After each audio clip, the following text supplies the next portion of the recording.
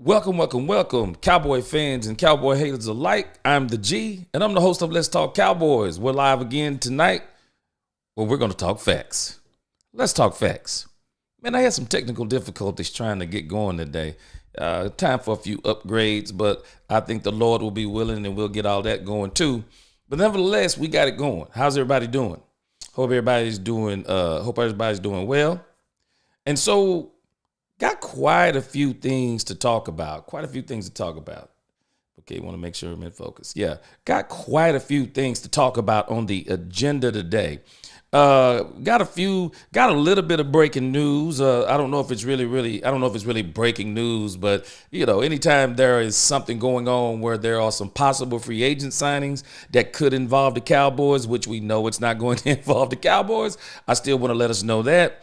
Going to be talking a little bit. What's going on, Angie? Going to be talking a little bit about 105.3 The Fan again today. Hey, G, listen on my way home from work. Good. We got a lot to talk about. Make sure now. I know you be having some fire comments, but don't be commenting on the road. Only at a stoplight, as my wife always says. Always says. What's good, Jeremy? What's good? Good to see you. Got some things to go over. Again, talking about the agenda. I want to talk about the night. I want to talk about Broaduss. Man, he is saying, I'm telling y'all, I'm not going to keep talking about 105.3 The Fan, but I'm telling y'all, they said Jerry Jones playing this. But you got to tell me, they're talking about Jerry Jones is doubling and tripling down. Well, you got to tell me, why are they the ones who still talking about it? The media has kind of moved on past it. You see a few people that are still talking of some crazy things. Good evening, Rowdy Coyote. But I'm telling y'all, I can't even go into all the topics that even the fan base is commenting in the comments of, like, when are they going to let it go? They're milking it too. Want to talk a little bit about the fan. We're going to talk about Jerry Jones. We're going to talk about this breaking news that I want to tell you about. We're going to talk a little bit about Dak Prescott and this issue that's going on with Bart Scott, I think his name is, on ESPN. We're going to talk a lot about Dak today, talking about the difference between him and Patrick Mahomes. I know there's some people right now going, well, what do you mean the difference? Just calm down. We're going to talk about it. And then I want to talk about some bye-week tweaks. Y'all help me out. Start putting in your mind some things that you think we could do during the bye week to get better. I'll give you my opinion, and y'all give me yours, and I'll share your comments as we're going along. And then last, I want to touch on the NFC matchups. I think it's a big deal what we got going on this week, because where the Cowboys have got to stay focused is they have to stay focused on winning the division. They have to stay focused on winning the division first, because contrary to what everyone is saying, I still believe this is a playoff team. And then I think we'll look a little bit at the San Francisco 49ers, because they have a big matchup coming this week leading into the Cowboy matchup, which it could benefit us depending upon how it goes. And so, let me put up something here, and then we're going to get started. We are going to get started. And I think where I want to start. Yeah, this is it right here. Let's see. All right. Y'all ready? Let's get this thing started.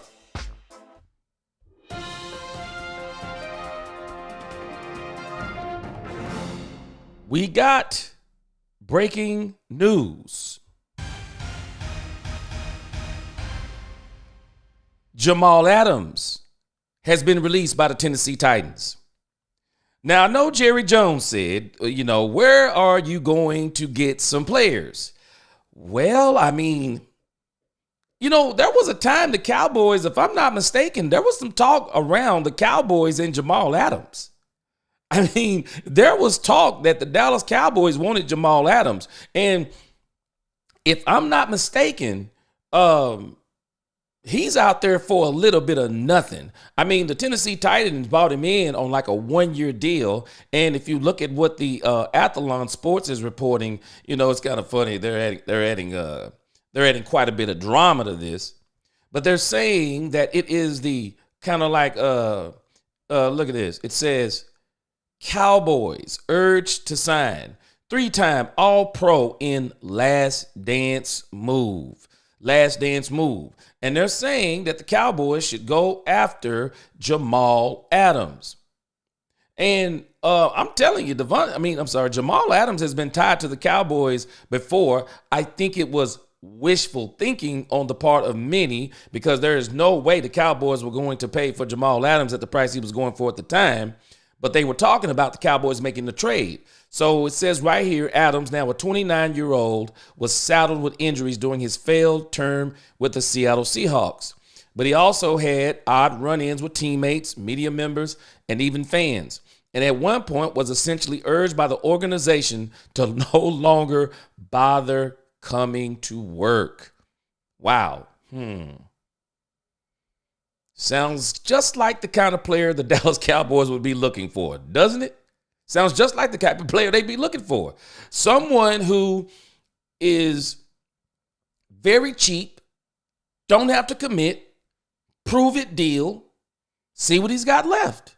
And anybody who's been paying attention, good evening, Nisi. We got very poor safety play going right now. We have some very poor safety playing going right now. And so, Jamaal Adams, maybe you could bring him in.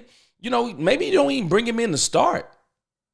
Maybe you bring him in for third and longs as kind of like use him in blitz packages, get him in to stop the run, whatever the case may be. But looking here, Adams signed a 1-year deal in offseason at a bottom barrel salary of $1.125 million. $1,125,000 basically. It was a last chance long shot for both parties. And now just a few weeks into the season, with the Titans having allowed him to appear in 3 games, the once legendary playmaker totaled 4 tackles, 4 tackles, they are happy to cut him loose. What's the risk? What is really the risk? What's going on, Icy? What's the risk? Pick him up. And I'm sure, looking at this next sentence, it says the outlet claims that multiple teams are likely to pursue the services of former 2019 first-team All-Pro, and the Cowboys should consider signing Adams. I believe there will be quite a few teams that are willing to give him a chance. Because I'm going to tell y'all something about players.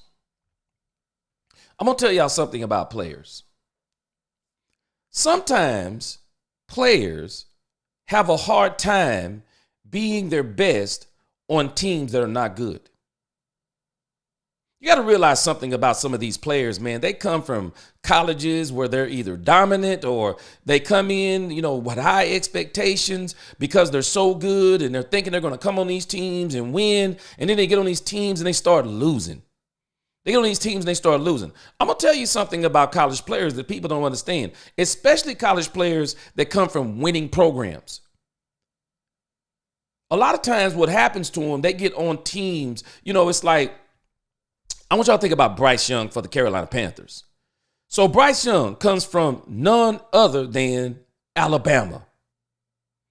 Even with the playoff system, even with the NIL system, Alabama has still been pretty good. Bryce Young comes from Alabama. He's used to being surrounded by top recruits. He's used to being around the best coaches. He's used to being on a dominant team. These guys step into the pros, man, and it's an eye-opener. You don't win like you did in college. You're not playing the dude who's playing on the offensive line, who really isn't even trying to play professional football. Reality is he's probably going to go on and be an astrophysicist after the college season is over with. I mean, he's not, I mean, they got lawyers on their offensive and defensive line, guys who are actually big enough to play, but the reality is they don't want to play. They're surrounded with talent. And then they come into the pros, and because you're so good, you come onto a team that is in rebuild mode. I mean, you're lucky. People do not understand how blessed Patrick Mahomes is. Patrick Mahomes didn't come onto a sorry team. He didn't come onto a sorry team. That team had just went to the AFC Championship game.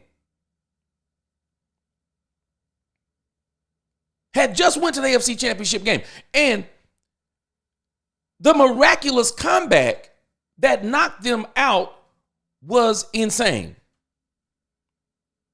So Patrick Mahomes got the blessing of a lifetime. Bryce Young had to go to a bottom of the barrel team.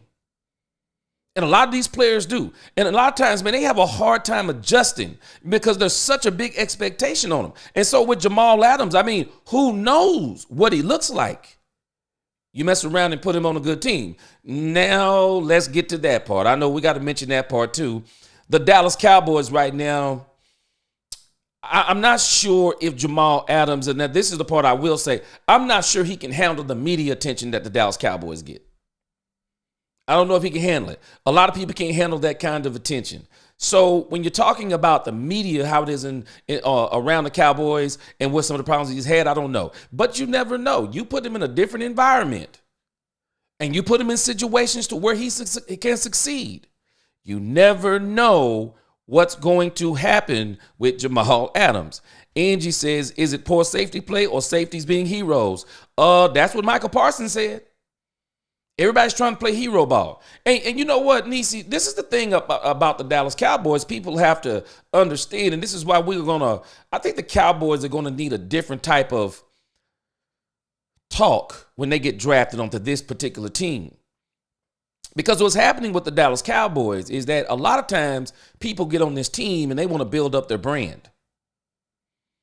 I mean, you get on this Cowboys team, I mean, everybody knows you all of a sudden, good or bad.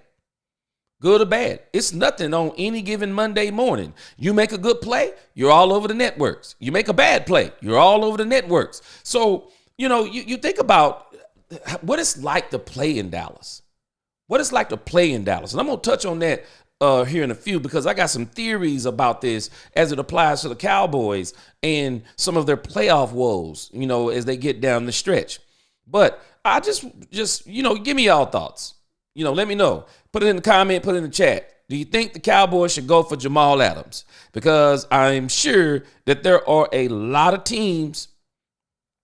There are a lot of teams that are going to want his services, especially when you can get him for, when you get the man for pennies on the dollar.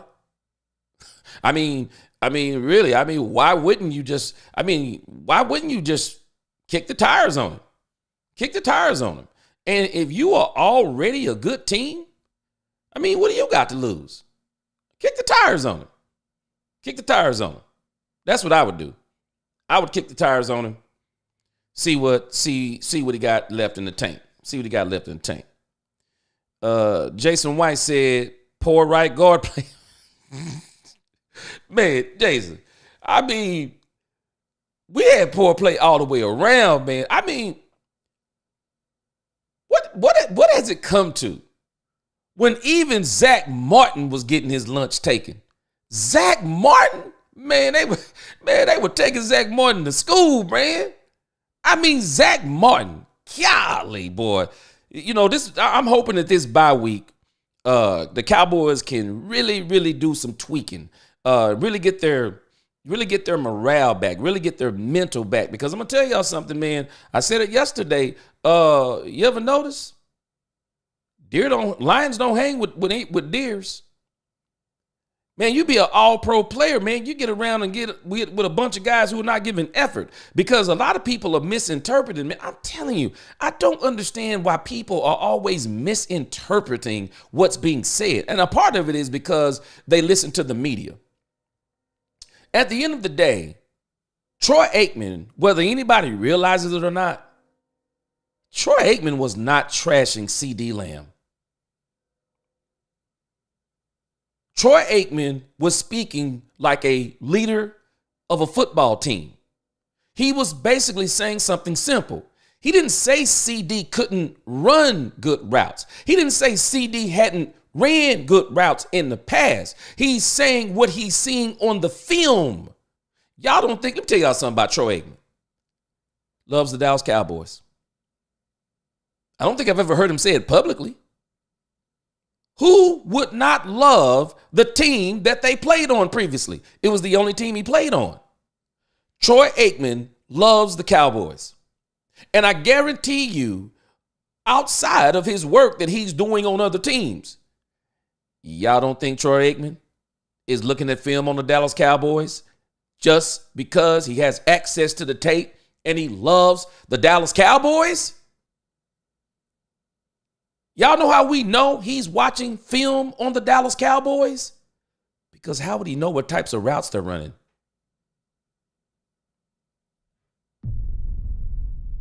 How would he know? How does he know that?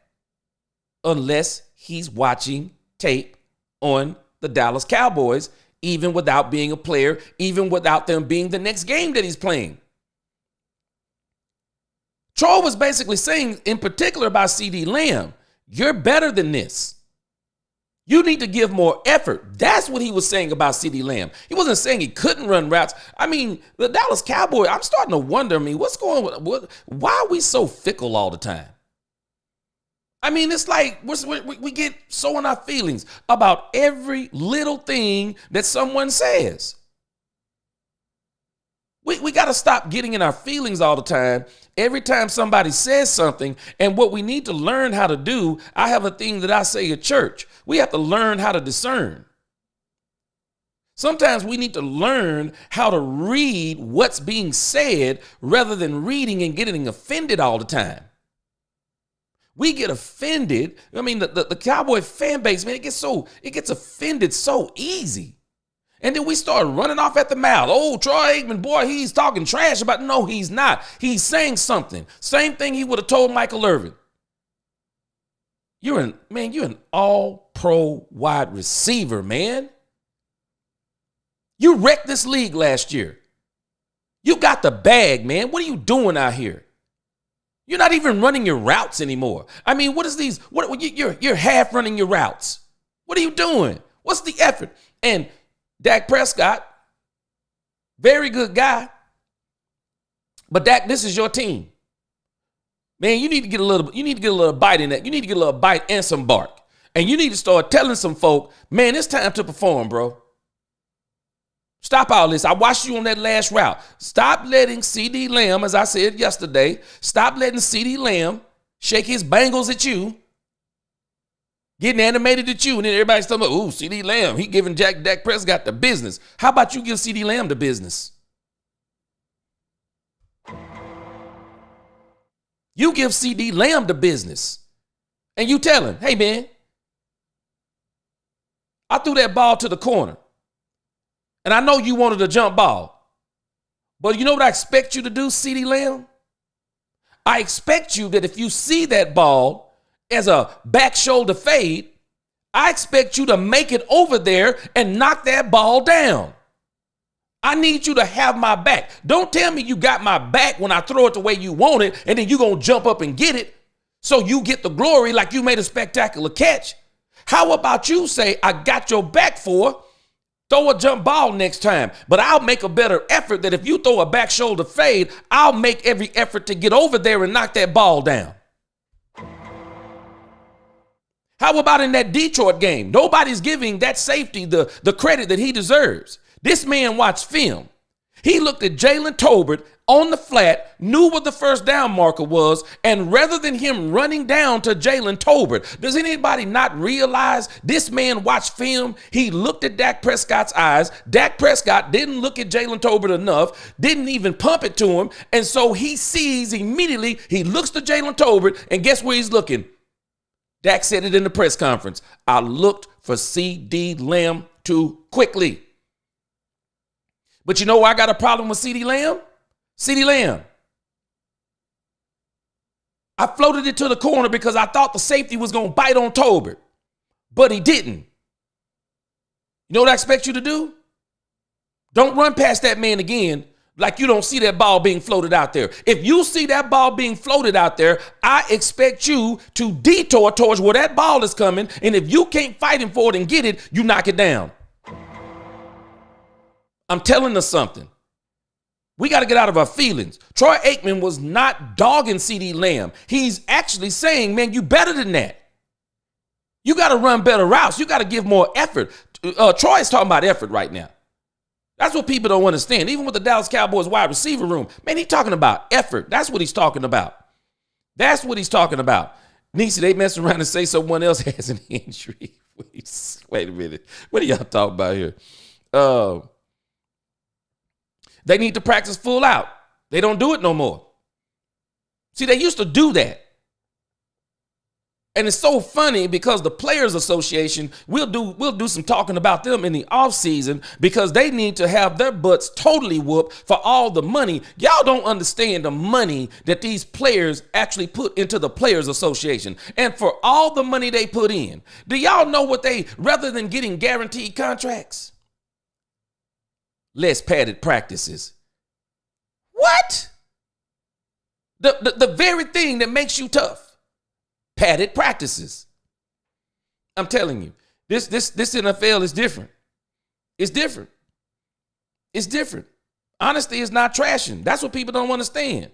Honesty is not trashing. Are these injuries due to hard play or were they never in football shape? How did you get in football shape? Because when I was coming up and we played football, the way you got into football shape was practicing hard. You know, you get mollywopped every so often in practice. You get that play full speed, it look different when you hit that field. They out here walking through practice, not practice. And see, Mike McCarthy said, we do practice hard. We need to practice better. Which one is it? Is that the same thing? Is it not the same thing? If we're practicing hard, but we're practicing like trash, are we really practicing hard? Because if we're not capable of doing what we're practicing, how do we practice? I mean, how do we practice hard? And we're not even, if it's not equating into what we're trying to achieve. Roberta said, I like watching CD. CD, hey, I'm telling you. And I think that Troy was saying, CD, you're better than that. I like watching CD too. CD a beast, top three. Top three. Justin Jefferson, undisputed, still number one. Tyreek Hill, he's not a human being. I have to put him at number two. I mean, this dude can he can catch an out route and give you the deuces 10 yards into the run. But behind them two, I'm taking CeeDee Lamb. Monster after the catch. Monster after the catch. But Troy Aikman was not dogging on CeeDee Lamb. We just got to learn how to get out of our feelings as Dallas Cowboy fans. So, I want to get into this issue about Brian Broaduss. I gave Brian Broaduss some credit yesterday. I said Brian Broaduss was the only one I give some credit at the Fan. I had some problems with Brian Broaduss now. I got some problems. Y'all gonna have to help me because I got some problems with Brian Broaduss. Brian Broaduss is saying something that is so out of pocket right now. And I'm glad that it's not gaining traction. It's not gaining traction. And I hope, I'm not a big YouTuber by any stretch of the imagination, but I know other people listen to other YouTubers and maybe someone with a bigger platform may listen and bring attention to it and maybe it gets some traction. But I'm saying this, I digress. Brian Broaduss is saying the reason why Jerry Jones may be mad. And I'm not tripping on someone giving some theories. But this theory that Brian Broaduss is giving, y'all got to understand why it's dangerous when Brian Broaduss of 103 The Fan starts giving theories. Brian Broaduss used to be a scout for the NFL. Brian Broaduss worked for the NFL, worked for the Dallas Cowboys in particular, and probably knows a few people in the front office. And Brian Broaduss has a theory of why Jerry Jones is mad. Brian Broaduss is saying that Jerry Jones is probably not mad at the host on The Fan. That really what's happening with Jerry Jones is that Jerry Jones is frustrated. What is he frustrated about, Brian Broaduss? Brian Broaduss says in his theory that Jerry Jones is actually mad at himself because he signed Dak Prescott and didn't want to. What? Do we not realize how dangerous that statement is? Where's Brian Broaduss getting this? Where is he getting this? This is the thing that got me upset because I'm like, and I'm saying football upset. I mean, I'm not upset. I mean, this is football. We having fun. But it got me football upset because now I'm wondering, where does Brian Broaduss get this from? Is this him just reaching out of space and trying to cover his co-host, trying to cover his co-host's butt, justifying them in what they did? Or is this Broaduss with some inside information? Has someone in the organization said something? And there's another part to this, because he mentions here, let me see if I can pull it up. I'm questioning whether I want to play it because I don't know if I can use it and not get a copyright strike. So if I do, I'll cut this out of the live stream later on. Let me see if I got it in the right spot. I want to pay him. Let's see what happens with this guy. I mean, everyone that he seemed to have paid. Yeah, watch this. I'm getting the exact results that I want. Okay. And if I'm not getting the exact results I want, sorry, Brian. That was me having to go unlock a door. Anyway, so, Brian, no, I think he definitely wanted to pay Dak. I think he wanted to pay Dak on his terms. Okay. And so I think his terms were, let me evaluate and on players and coaches with working with Jerry. My experience with Jerry was always that of Jerry was always a very good listener, to the point where it almost got us in trouble several times, where we were listening to outside voices to make internal decisions on players and coaches and, what we were doing. And I always felt funny that way because I'd come from organizations where it was, we talked about it in the room, it was eternal, we made the decision, here we go. Do you feel like that maybe that Jerry didn't want to get Dak Prescott's contract done? Didn't want to get CeeDee Lamb's contract done? And maybe ride something of this season, ride it out and see where all this took him. And then figure out, okay, my coach, my quarterback, I'll figure out some other things. Do you feel like that he might have been the one voice in the room that was saying, I don't want to do this, and then the lieutenants around him said, no, Jerry, you need to do this. We have to do this. And now he's taking the arrows for what his lieutenants told him he needed to do. Yeah, that's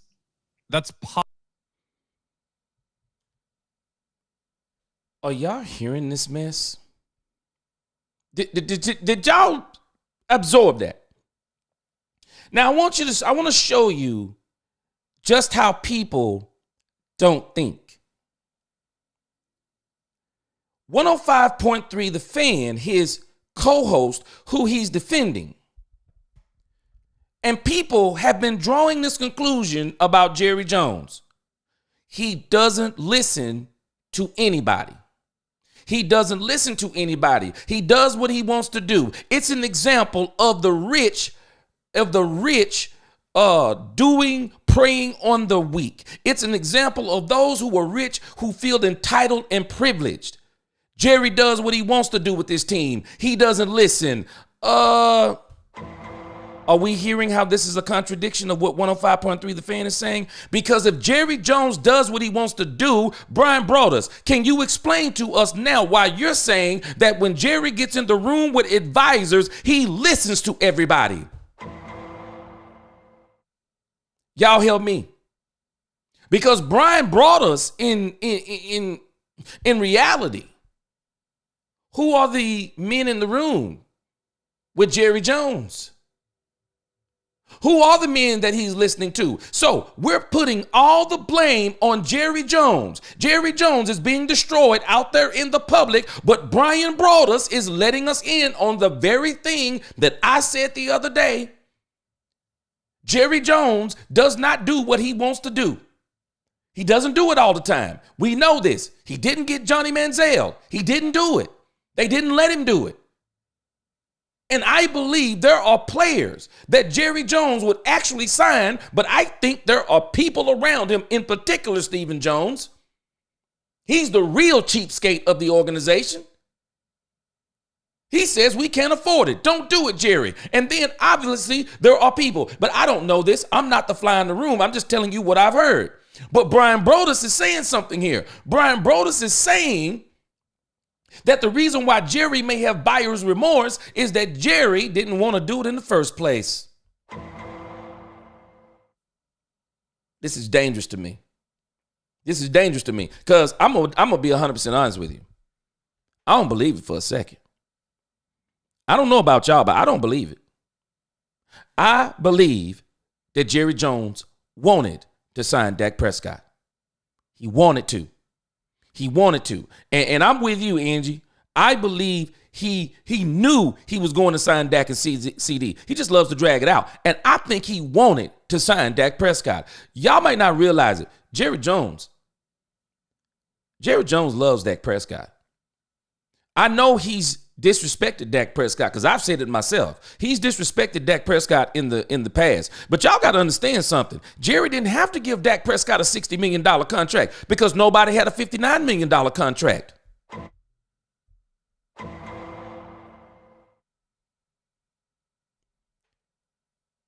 Jerry Jones gave Dak Prescott $60 million because he wanted to. Number two, Dak Prescott earned it. I don't care what anyone says. He earned it. But let's look at the business side. Jerry loves the publicity. How many times do you hear people pocket watching Dak Prescott? Talking about he should be better than that $60 million. It's always, Dak Prescott is always going to bring the Dallas Cowboys good attention from a character perspective, bad attention because he's one of the most loved and hated quarterbacks in all the league. Angie said he could have signed them before training camp and played with it in the media.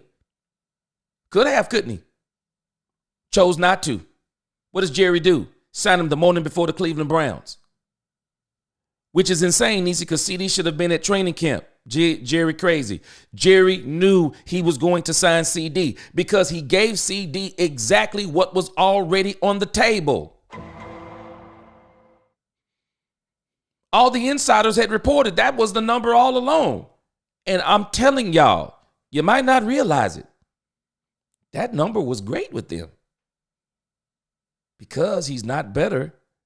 I'm saying it. I love me some CeeDee Lamb, and I'm saying it in a football perspective. CeeDee Lamb is not better than Justin Jefferson. He fell exactly where he was supposed to fall in the pay. But I got a problem with Broaduss. Because he's floating this out there. And if it catches on, it'll be a new storyline of people again saying either Dak Prescott is worthless, Jerry Jones did it because they pressured him into doing it, and Broaduss mentions later on, you can go listen to the rest of it on your own, but Broaduss mentions later on, because if you listen and keep following, he's almost like he's giving Jerry a pass. He's playing both sides of the. You see what he's doing? He's playing both sides of the road. Okay, I want to give the fan I want to give them a break. It's not that they were asking the same question over and over. It's not that they were trying to be a tribunal and hold Jerry's feet to the fire for the fan base, because they're actually saying that they're representing the fan base. They're the voice of the fan. I got news for y'all. Do y'all know who bringing folks to the fan? Is it the fans or is it Jerry Jones? Is it the fans or is it the Dallas Cowboys? Are the fans a fan of the fan, or are the fans fans of the Dallas Cowboys? What we need you to do is have objectivity. What we need you to do is also not always keep the fan base in a negative frenzy. Do analyze, but also don't always look only on the negative side of things. No, look on the upside of things too, of not only what could be bad, but what could be good.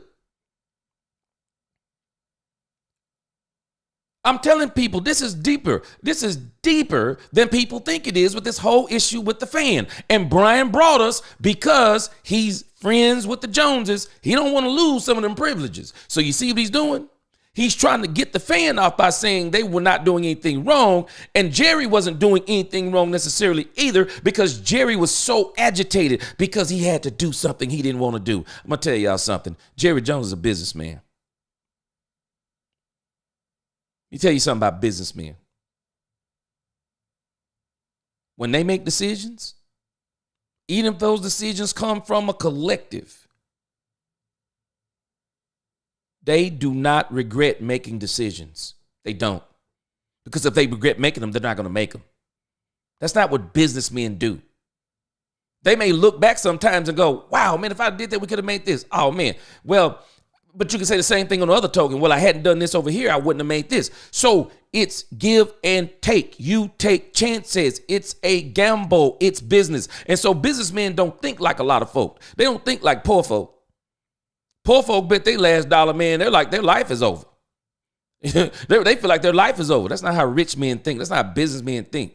They live with the decisions that they make. And this is what's aggravating people so much about Jerry Jones. Jerry Jones, despite the fan base in a frenzy about us not making any moves, don't have any weapons around Dak Prescott. Mike McCarthy got poor play calling. All of these different things is going on with the team. And everybody's wondering, why is Jerry Jones sitting over here content? Because Jerry Jones knows what he's doing. I'm not saying he knows what he's doing, but he knows what he's doing.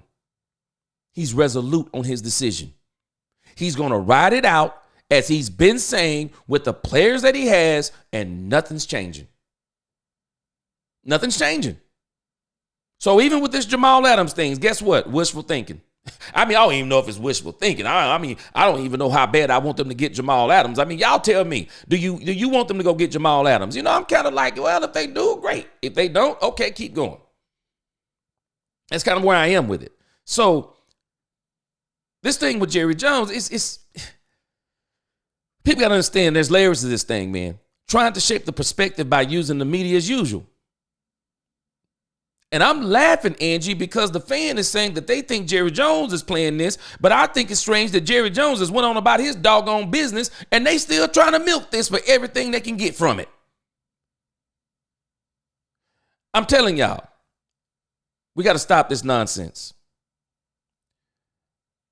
I don't understand a fan base that thinks that they can get Jerry Jones to change his mind when he owns the team. There's nothing wrong with you expressing your displeasure with the team. Okay, good. I understand that. But understand, this is still football, man. This is a sport. It's entertainment. Stop all these things to where you're rearranging your life to try to make points to a man who, in the grand scheme of things, not listening. The fan was talking about, they would like to bring Jerry Jones on and have the fans call in and tell him personally how they feel. Do we not realize how stupid this is? Name me your favorite product. I mean, name me your favorite product. You don't have to name it, but just put your favorite product in your mind. Do you think that the CEO of your favorite product really wants to come online and listen to people tell him how much they love the product or how much they hate the product? That's not what he's interested in. These people, what people don't understand, they already have people out there. They already have study groups out there. Jerry Jones knows what he's getting in the mail. This is what people don't understand. Jerry Jones, while we're talking all this noise, Jerry Jones knows, as he told them on the fan, they were asking him about the apathy of the fans, or you afraid that you're going to lose the fan base and people going to leave. But Jerry ain't worried. You know why? Because Jerry was telling the truth. I get the letters. I got people who are reading what the fans are writing online. Y'all don't think they monitor what people are saying online? We're so naive in our thinking. These people know what people are saying online. They know. They got people who run social media accounts. They got people who are out there. They got programs that snag different things, different comments that people make on social media. They put these things all in a report, and they can easily go through and read them. We think these people are dumb. Jerry knows what people are saying. He knows. He knows they're still buying tickets. He knows that for every person who said, I don't want a ticket, there'll be somebody waiting to get that ticket. For everybody who says, I don't want a season ticket, do y'all know people line up to get Dallas Cowboys season tickets? They do. They do. And so we got to stop being naive. And so I'm just trying to help the fan base. Keep this in your mind. This is football. Stop making it into personal vendettas about fire Jerry Jones and boycott Jerry. Well, you can do what you want to do. I can't make you do anything. But if you're putting that much effort into it, man, I'm sorry. You really need to question yourself. You really need to question your own life, man. Don't put that much into it. Analyze it, talk about it, go on about your life, man. It's not that serious. People think when they buy a jersey, they buy ownership into the team. I didn't know you bought stocks into the team when you bought the jerseys. She said Mike McCarthy play calling is from 1907. She said, laugh out loud like Jerry said on her race. Hey, isn't it strange? Mike McCarthy, he kind of doing some weird stuff. We're going to talk about him in just a moment. But Mike McCarthy, Angie, it's strange to me that every time he does something that works, isn't it weird how he goes away from it? And it's like he goes back to what he wants to do and then it don't work.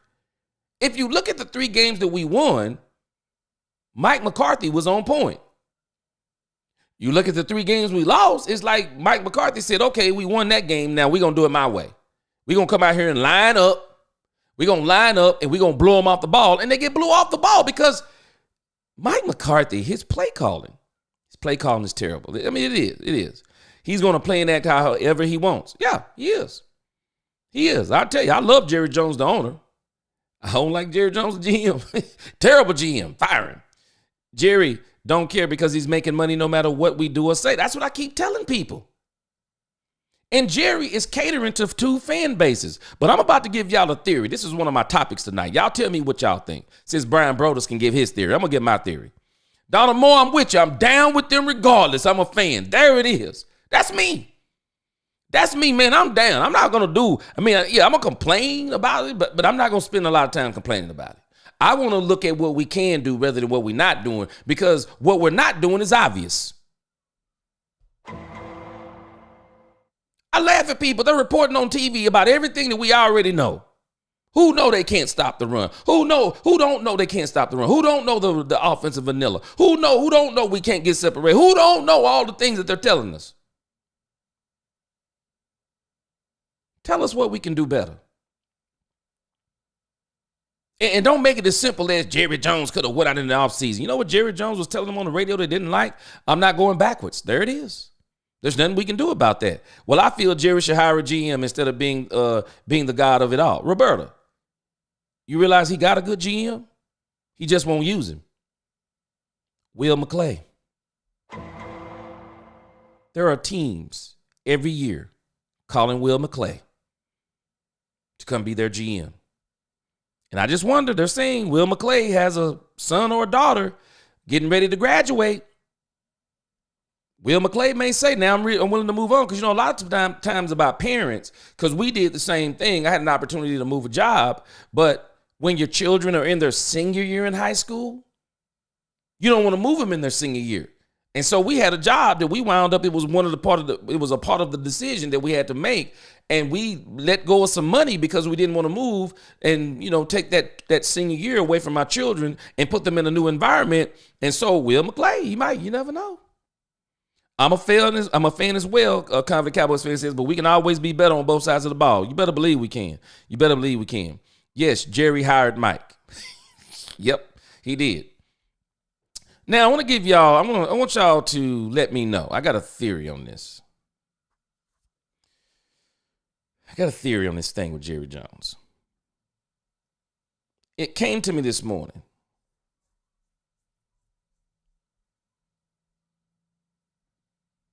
Wish Jimmy Johnson was our GM. You know what? I'm going to tell you something about Jimmy Johnson. Let's not get our memory to be too selective. Because y'all know how we get selective memory. When we start growing up and then, we've had some hard times in our life. And then when we look back and we just be selective about the good parts. Yeah, Jimmy was really good in Dallas. Y'all do know Jimmy got another opportunity, right? Jimmy Johnson got another opportunity. And he was terrible. Jimmy Johnson was terrible in his second opportunity. And if I'm not mistaken, Jimmy Johnson coached none other than the Miami Dolphins. Am I right? Am I right, Nisi? Because you seem to be the historian on a lot of this stuff when it comes to knowing this. But I believe Jimmy Johnson was the coach of the Miami Dolphins. And he was terrible. I mean, he didn't take the Miami Dolphins to the Super Bowl like he did the Dallas Cowboys. Jimmy Johnson was done after the Dallas Cowboys because we have to understand something. Jimmy benefited from not having a salary cap also. So we don't know what Jimmy would have looked like in a salary cap era other than all we have is the proof. He went to Miami and he was no good. He was no good. And so I just wonder if he would be any good in today's NFL because, this NFL day is different. Even when you're talking about the players, I mean, the NIL is changing the NFL. It's changing it. Guys aren't trying to get to the NFL to get the bag anymore. They're getting the bag before they get to the NFL. We're going to actually we're going to see where players are going to stay in college an extra year. They're going to stay in college an extra year because some of these people are going to make a better salary in college than they are starting out in the pros. And so it's kind of changing the way that these players are thinking now. So it just makes me wonder, could he have flourished? Could he flourish now in the NFL? It says in 4 seasons at Miami, Johnson compiled a 36-28 record and went 2-3 in 5 postseason games. And the reason why Jimmy Johnson, if people really start looking historically, the reason why Jimmy Johnson was so good with the Cowboys, he was not far removed from college. So Jerry was really in tune with the best talent coming out of college, in tune with the talent that had not been long coming out of college, in tune because he could still talk to a lot of college coaches. And I mean, Jimmy, people don't understand, man. The Jimmy Johnson, Jerry Jones things was the perfect storm. It was the perfect storm. Jerry bought the Dallas Cowboys. He wanted to win, and he wanted to win at all costs. And in the beginning, it was not about winning for the NFL. It was about winning over the fan base by winning the Super Bowl. Jerry did it. But after that, it was different. And that's why I say you look at his record. I mean, it was, I don't know. I mean, y'all tell me. 80-64 regular season record. I mean, overall, I guess. And I mean, he wasn't great. I mean, I'll tell you who I would want to see in the office up there is maybe Troy Aikman. I mean, but he's getting paid a lot of money. So Jerry and Jimmy needed each other. Oh, it was the perfect storm. It was the perfect storm because he didn't do the same thing in Miami. I mean, he didn't do the same thing. So, you know, I just don't know about him in this current climate of the NFL. Would he be able to achieve the same thing? But I want to hit this theory. I was asking my son about this morning. Y'all tell me what y'all think. Is it not strange to y'all? With everything that Jerry Jones does, we've heard stories about things that Jerry has done off of the quote-unquote proverbial field, not that he's playing on the field, but we've heard stories about things outside of football about Jerry Jones. I mean, we've heard some crazy things, right? And we're now watching how Jerry Jones, because the media is acting like, I mean, you would think that Jerry Jones literally murdered someone with all of the things they're saying.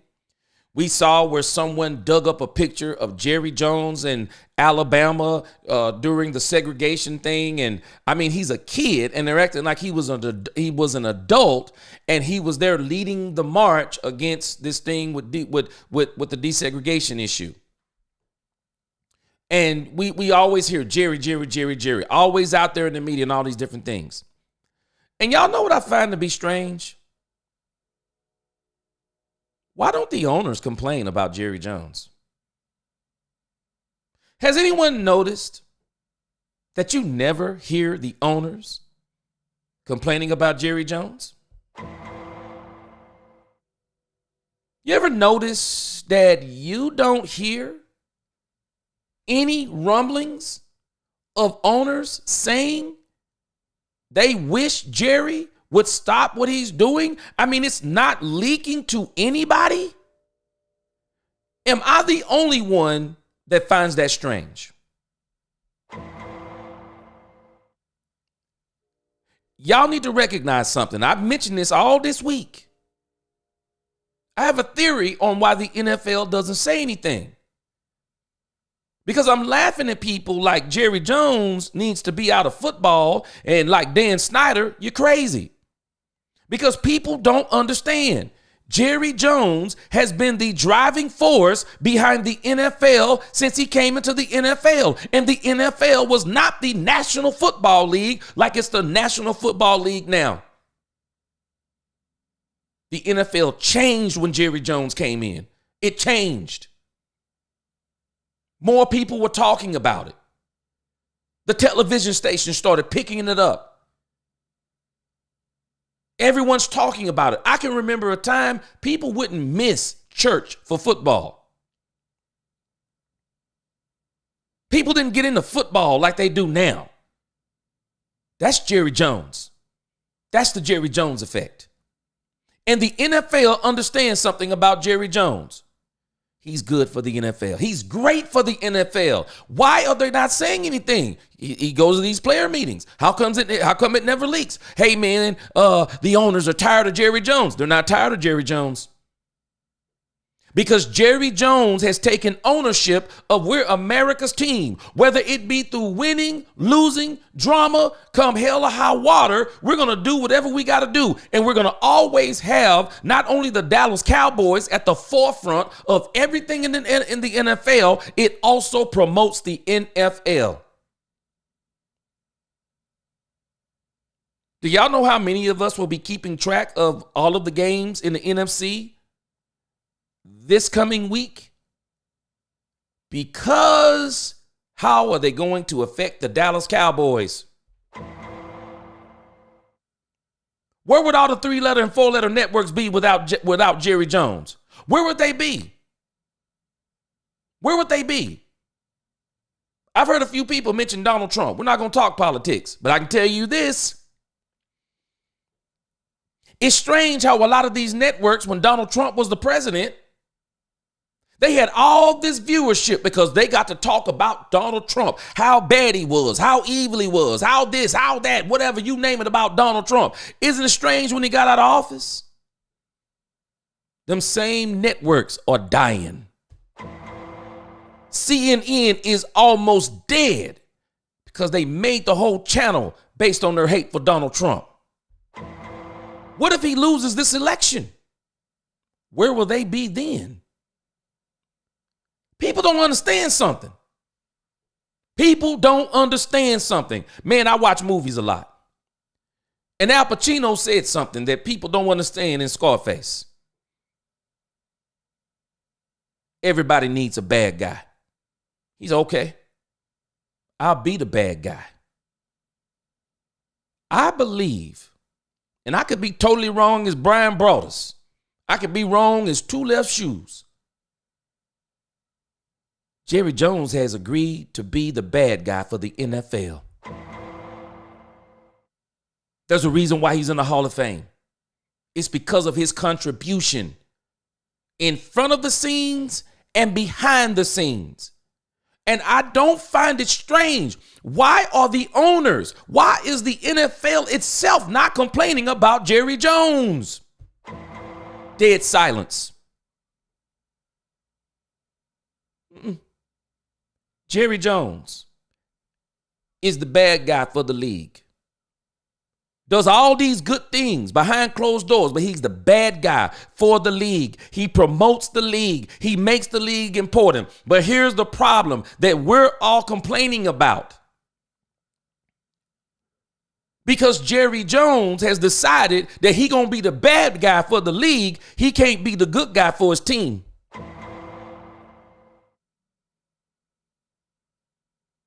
In all the good that he's doing for the NFL, his team seems to be the sacrificial lamb, and they suffer in the process.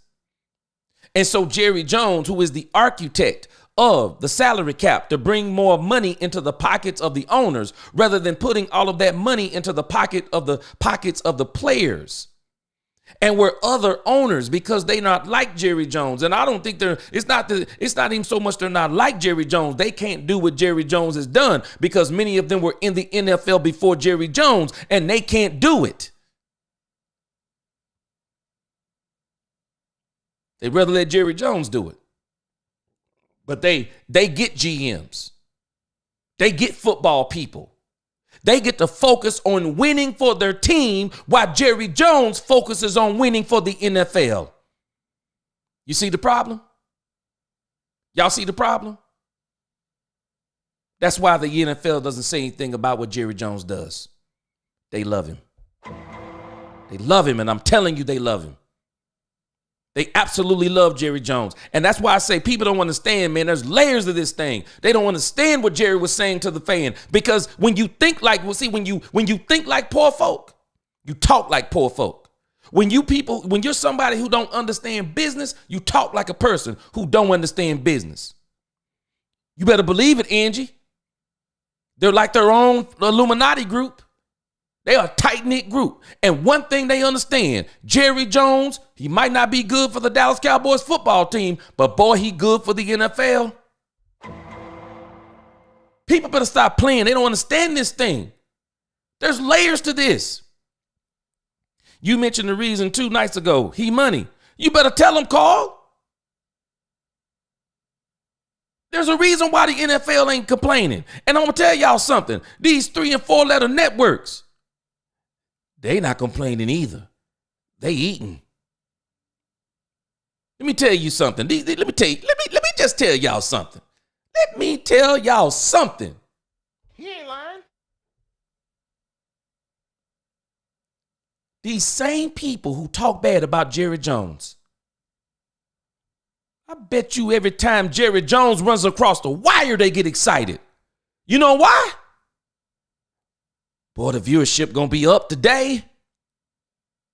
The likes on social media gonna be up today. The clicks gonna be up today. So I need to make sure, man, and everything that's going on, I gotta make sure, boy, we gotta be the first to break it, man. What can we come up with? What can we say that's gonna really bring some attention to this and say this about Jerry Jones? Doesn't matter how much the team sucks, they get their part of the revenue. You better believe it, Tony Simmons. Jerry putting money in, let me tell you something, he putting money in everybody's pocket. Everybody's pocket. Y'all ever seen New Jack City? You know, it's funny, people don't like a drug dealer in their neighborhood. And they shouldn't. But I tell you this, there are folks who do like drug dealers. They might like the drug dealers in their neighborhood, but they like what that drug dealer brings to the neighborhood as it pertains to money.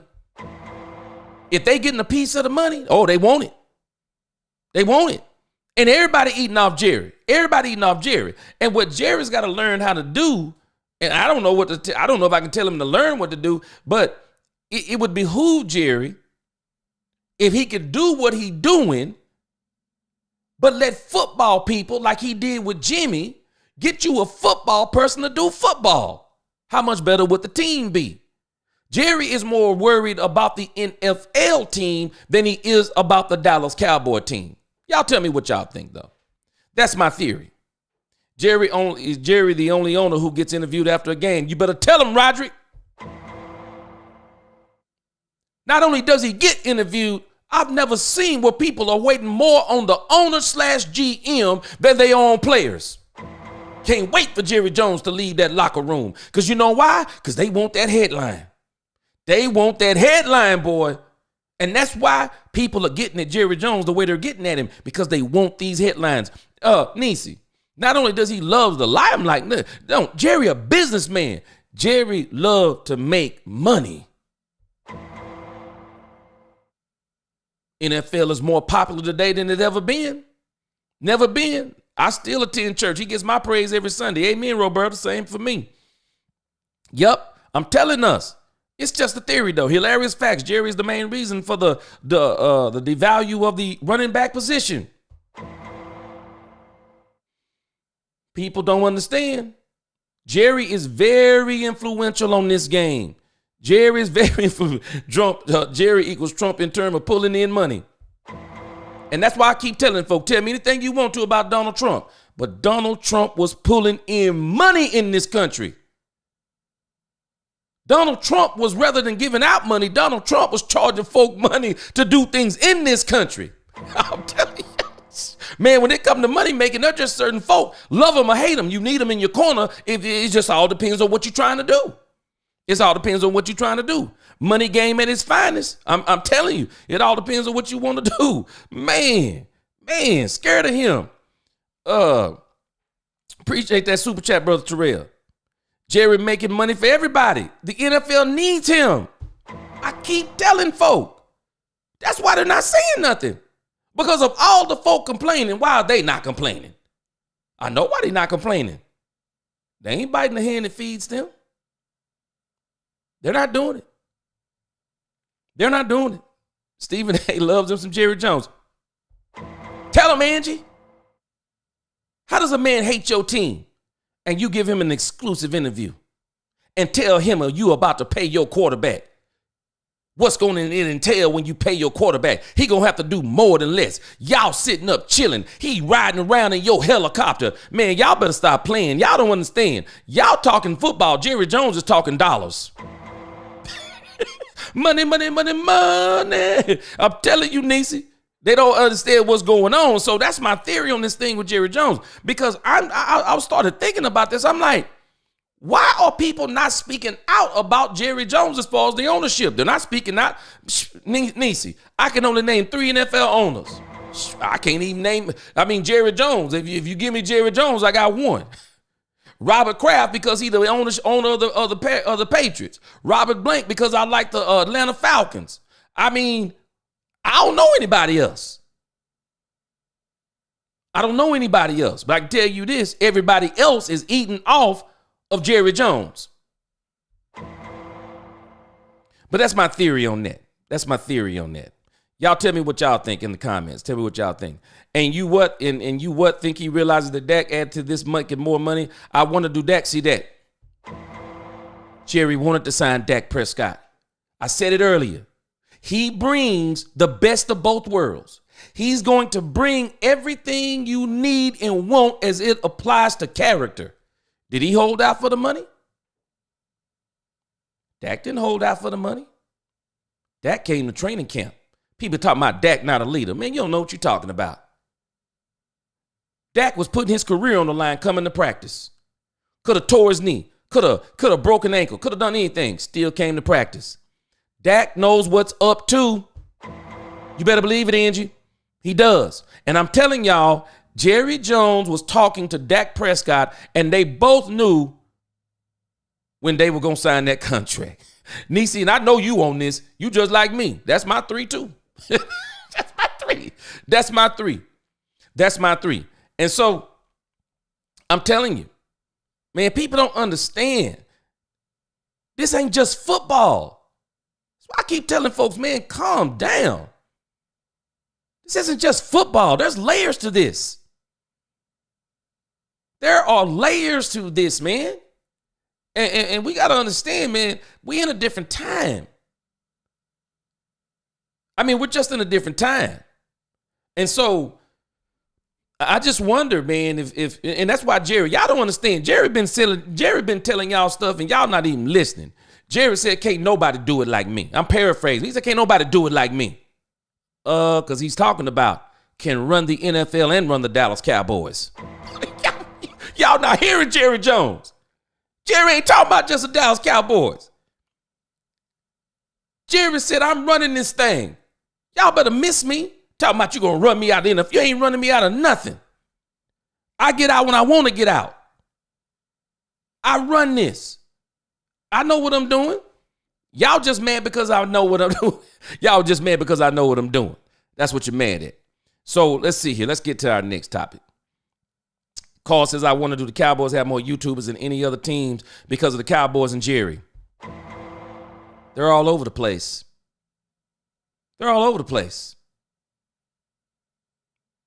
The Cowboys all over the place. Present and past. They're all over the place. And they've become lucrative out of the Cowboys. Who is the owner of the Jets? Have no clue. Have no clue. I know he did Robert Saleh dirty, but I don't know who he is. I don't know who he is. I know when Jerry fired Jimmy, the whole world stopped. The Jets owner fired Robert Saleh, and all we know is Robert Saleh, and we don't even know who the owner is still. I'm telling y'all, man, there's layers to this thing, and people don't even understand it. There are layers to this thing. And so there's another interesting thing out there. This guy by the name of Bart Scott. I don't know if y'all ever seen him on ESPN, but he is one of the most obnoxious commentators. Says some of the most out-of-pocket things that you'll ever hear on TV. And Bart Scott is saying some of the same things that I always hear people say on Twitter that don't make sense to me. They're always saying that it is Dak Prescott's fault because Dak Prescott took a $60 million deal, and that is the reason why the Dallas Cowboys don't have any money left to sign players.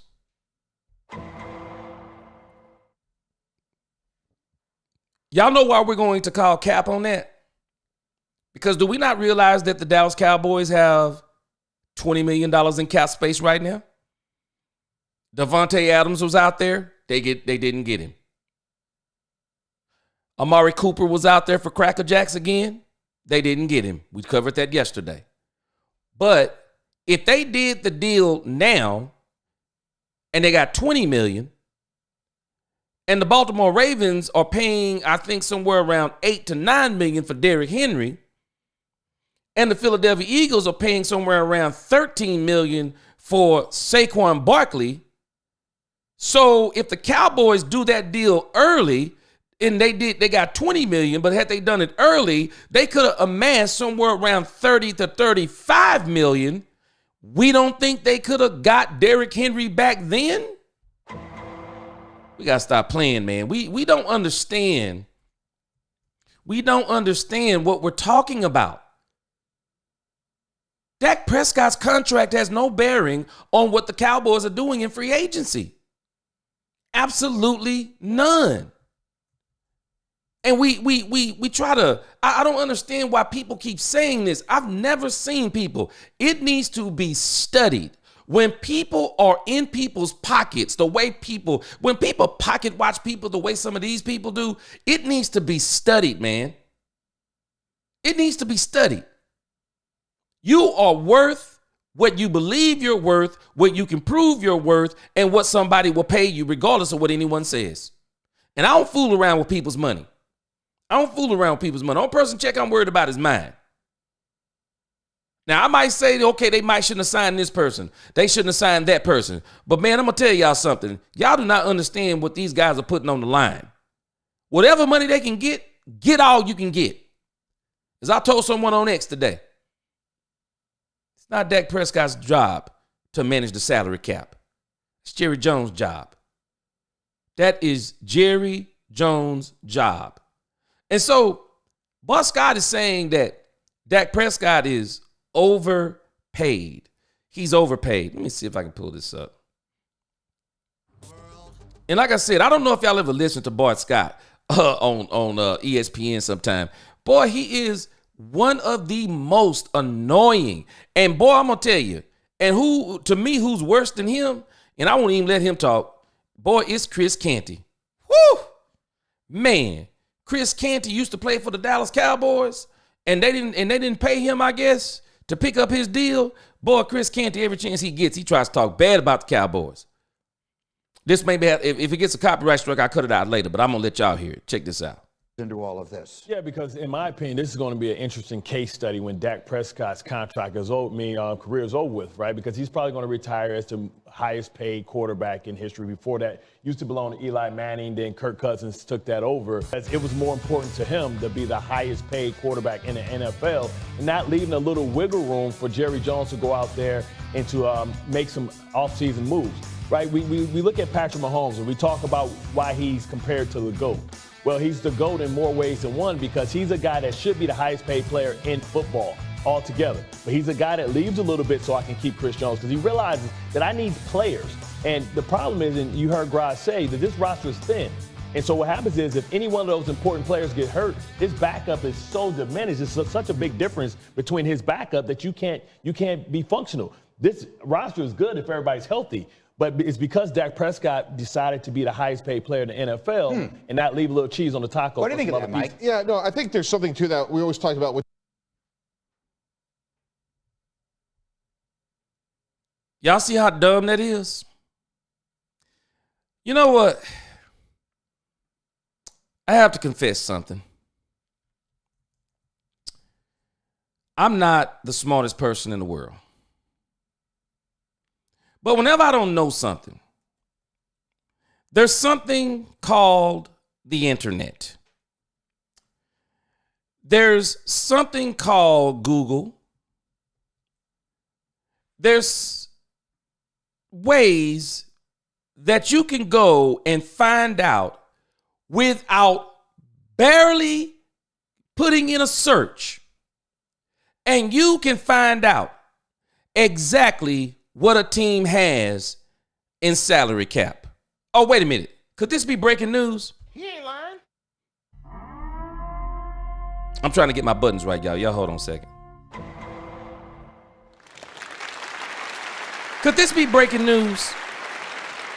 I want y'all to look at this for a second. I'm going to give y'all Exhibit A.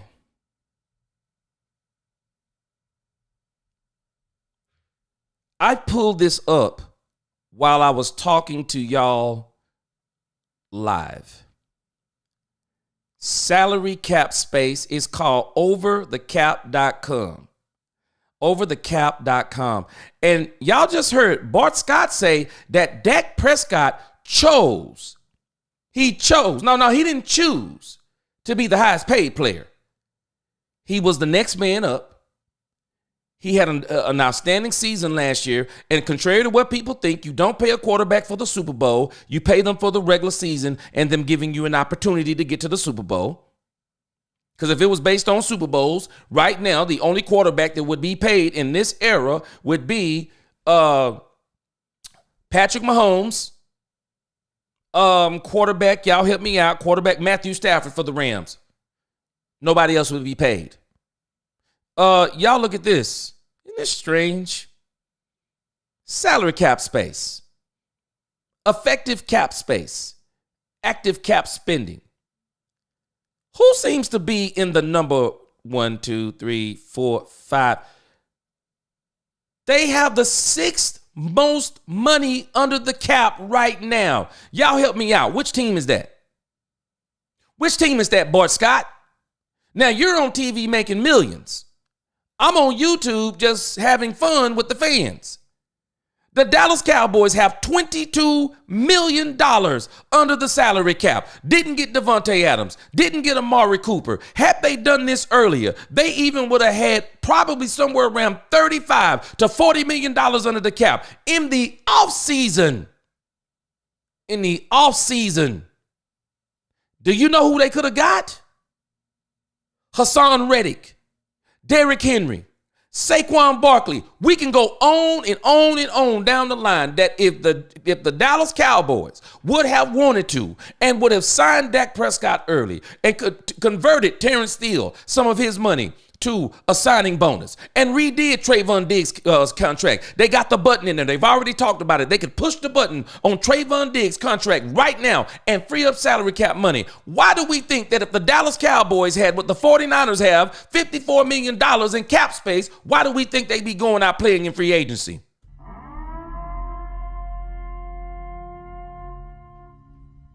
$22 million right now, they're not doing anything with it.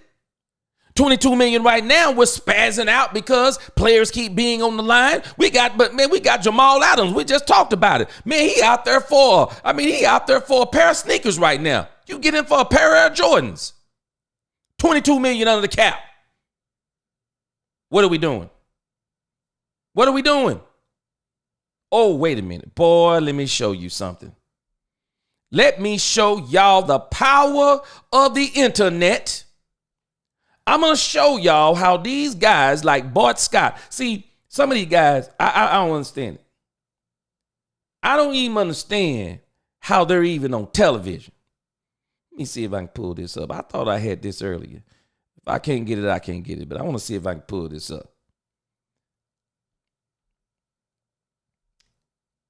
I pulled this bit of information up. Watch this. I'm going to really blow y'all mind. Let me see if I can pull it up. Here we go. I pulled this next piece of information up, not on Google, but on X, formerly known as Twitter. Y'all ready for this one? Let me see if it's working. I was having some trouble with this monitor the other day. Oh, here we go. Y'all ready to have y'all's mind blown? I want y'all to look at Exhibit B. I want y'all to look at the Detroit Lions. I want you to look at the extensions that the Detroit Lions have signed since April of 2024. Can y'all see that? They extended Amon-Ra St. Brown 4 years, $120 million. Sewell, 4 years, $112 million. Goff, 4 years, $212 million. Decker, 3 years, $60 million. Montgomery, 2 years, $18.5 million. McNeil, 4 years, $97 million. What? We're blaming Dak Prescott. We're blaming Dak Prescott and the Detroit Lions are out here cleaning up in this thing. Wait. Can I go back to Exhibit A for a moment? Can I go back to Exhibit A, Bart Scott? Because maybe, just maybe, you're smarter than me and you just overlooked this because the guys who look up your information can't find this. But can I go back to this? Okay, let me count again. Who has the most cap space? 1, 2, 3, 4. Wait, in front of the Cowboys and the Commanders is none other than who? The Detroit Lions.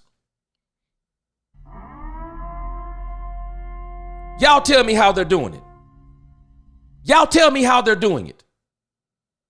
How in the world are they doing it? Jared Goff is one of the top paid quarterbacks in the league. Y'all tell me how they're doing it because I don't know. I don't know. Maybe, just maybe, I'm the one that's dumb.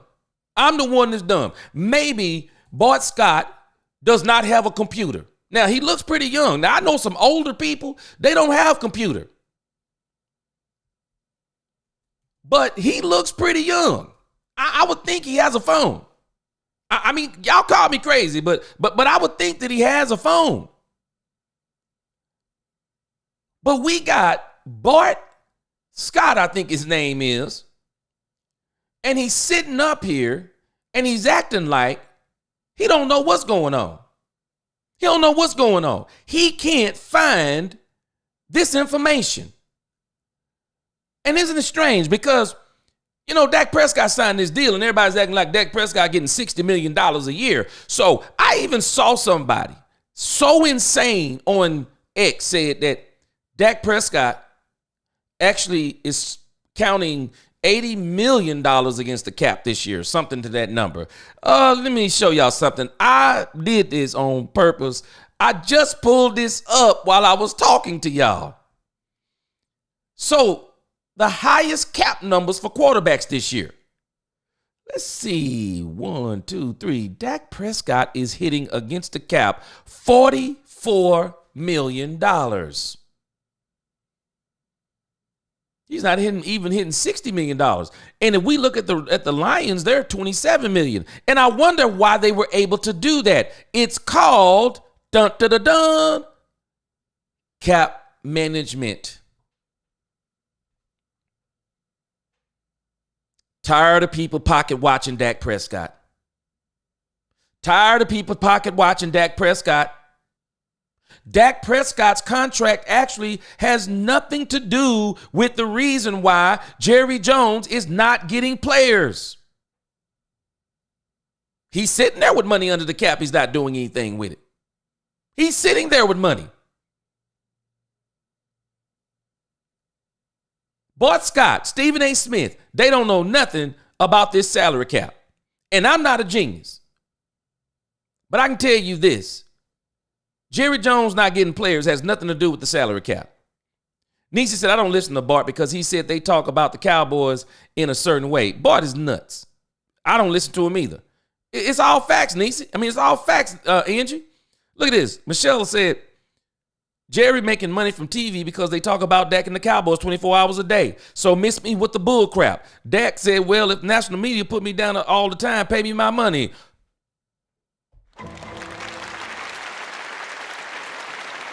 Say it again for the people in the back who can't hear. Pay me my money. You manage the cap. They ought to be paying Dak Prescott more money for the criticism he takes. They ought to be paying him more money. People don't understand. There's layers of this thing. That's why I keep trying to help people. They don't understand what's going on. This ain't about Dak Prescott taking up the salary cap. It's not about CeeDee Lamb taking up the salary cap. And I can tell y'all this beyond a shadow of a doubt. Jerry Jones, these guys who come up with these contracts, they've already put mechanisms in Dak Prescott's contract. They can go in there and push a button, convert some of it to a salary bonus. Convert some of it to a salary bonus. Convert some of it to all kinds of different things. They got ways of working this stuff. They can push the money on down the road, dead money, all kinds of things. They can work this cap in magnificent ways. Just like when you go, if you're a person that makes money and you know you can't do your taxes, what do? Take them to a tax specialist. Boy, they'll figure out all kinds of deductions with you in that. Man, you'll go up in there, you'll be getting money back thinking you go owe money. You get people who know how to do your taxes. You're not dumb and do your own taxes. Not when you making good money. When you start making real money, you may, hey man, I get me a tax person and I'm gonna get me some deductions and they're gonna figure out and I'm just sorry, it is what it is. Their job is to get you as much money in your pocket and pay as less money to the government as you can.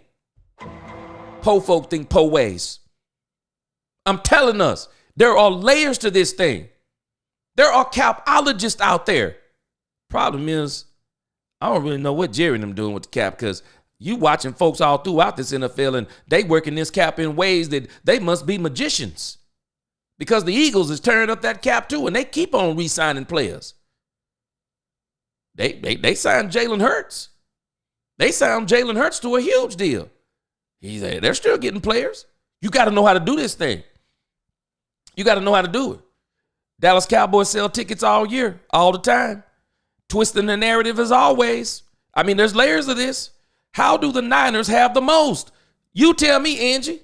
We know the things that they did, the Trey Lance thing they did, that you would have thought it wrecked the franchise.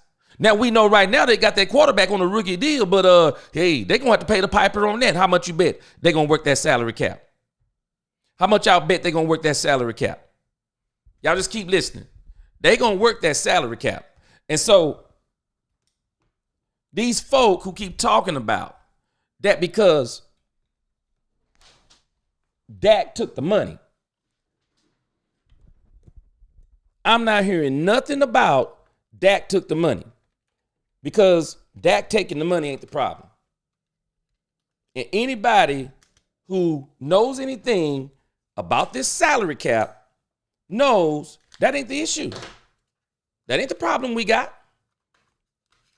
And so these guys like Bart Scott, I don't understand. What do they be talking about? And not only what do they be talking about, how do you be on TV? How do you be on TV and you letting a YouTuber embarrass you just getting this simple information?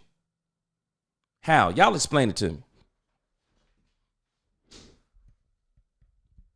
I don't have a staff working for me. I wish I did. I don't have a staff working for me. How do I pull this stuff up? And it's readily available right here on the internet. How come they don't get it? And so, Nisi, it's mind-blowing to me, because as good as Jerry Jones is with business, man, you would think he'd be a capologist. And if he's not a capologist, get somebody who is. Get somebody who is. Get somebody who know how to do this thing. You got to pick and choose in this thing when you're going to say, I'll take my hits on this. But you also got to take certain points in that thing where you say, hey, you know what I'm going to do? Right here, this is the year. We've accumulated the players. Do y'all know the Detroit Lions are all in? The Detroit Lions are all in. The Detroit Lions said we are at a point to where now is the time to make the move. So we already know we're going to take a hit on this salary cap eventually. We know it's going to blow up. But right now, we're going to take this chance because there's no better time to get that Super Bowl. There's no better time because the NFC, man, it's open. This is why I'm not tripping on the Cowboys. It's open. It's open. Is Jerry the problem? The vice player of player personnel? There's no way every year they can't pay players. It's a false narrative. It's a false narrative, and they use it. They use it to their advantage. But the problem is them. Carl says Jamaal Adams definitely will help the run defense. Man, I'm telling you, if Jerry want to get some heat off of him, Jerry go sign him. Hey, hit it, Michelle. Sign him early. Said the same thing. Sign him early. Carl said drop 2 of those 3. It's envy. I'm telling you. Not me, because I'm happy with Dak. Of course, I'm a longtime Cowboys fan from the Tom Landry days. I'm happy with Dak too. I'm loving it. People mad at Dak getting that money like they have to pay him. I ain't paying him. And then you got people talking about, it's I'm paying for the tickets. The tickets aren't paying them astronomical salaries. That's those TV deals that clown that y'all calling a clown, Jerry Jones, he's the one, the architect of that stuff. Truth, facts stand on their own. I'm telling you, for 10 years of Jones, they never got free agents, so please stop blaming Dak.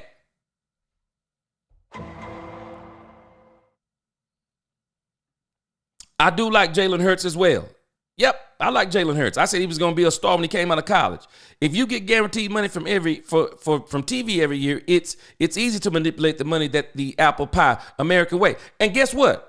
Do y'all know the salary cap is only going to go up? And that's why Jerry Jones paid Dak Prescott $60 million?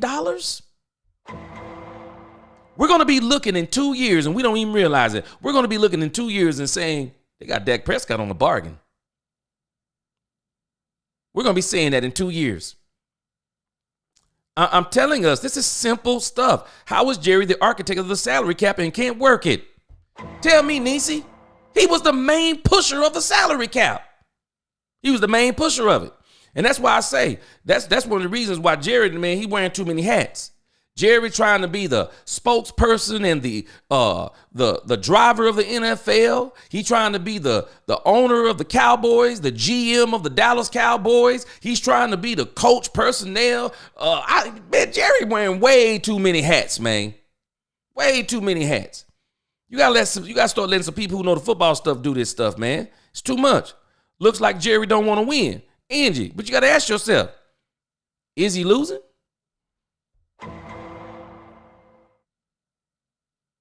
He keeps his team in everybody's mouth. The NFL is flourishing. And of the NFL, I don't find it to be strange. He not only has the most valuable football franchise, no, the most valuable sports franchise in the world. Y'all better stop playing with Jerry. Only thing we got to do is convince him to get out of that front office. That's what we got to convince him to do. And don't give it to Stephen Jones because he's stupidly cheap. People act as if Dak is getting $60 million a game. These people don't understand there's layers to this thing, Niecy. They would have a cow if that happened. They don't understand there's layers to this thing. Jerry wants all them checks. Shoot, let me tell you something. Jerry is somebody that you hate, but you want him on your team.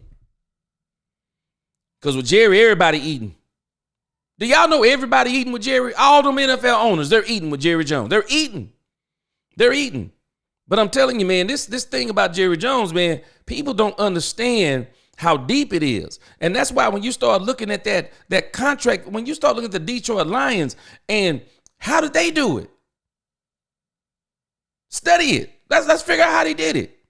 Let's figure out how they did it and do it. And so I want to turn my attention. I want to turn my attention here towards another subject matter. Jerry got his 3 Super Bowls and he don't care. There it is, Michelle. Jerry looking to have football on Mars one day. You better stop playing. That's why he needs to hire a general manager and take off one of them hats at least. Yes, Jerry is doing way too much. He's doing way too much. And so I want to turn to a different subject matter along the same lines. So there's a strange phenomenon going on in the NFL right now, and people don't understand it. People do not understand it. And I want to pull up a couple of things here. I want to pull up a couple of things, and I want you to look at this. It's a strange phenomenon that's going on. And these people who keep flapping their gums, they keep flapping their gums, but they have no answer for some of these things that are occurring. Let me see if it's right. Okay, here it is right here. Let's see. Make sure I got what I want here. I'm going to show you some stats that they are going to, these stats are mind-blowing when you think about it. I'm trying to pull up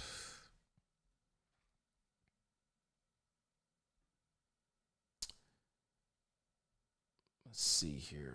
I want to pull up overall is what I was looking for, and I couldn't find it earlier. But I want you to see something here in the NFL that is like got people, it's like insanely crazy.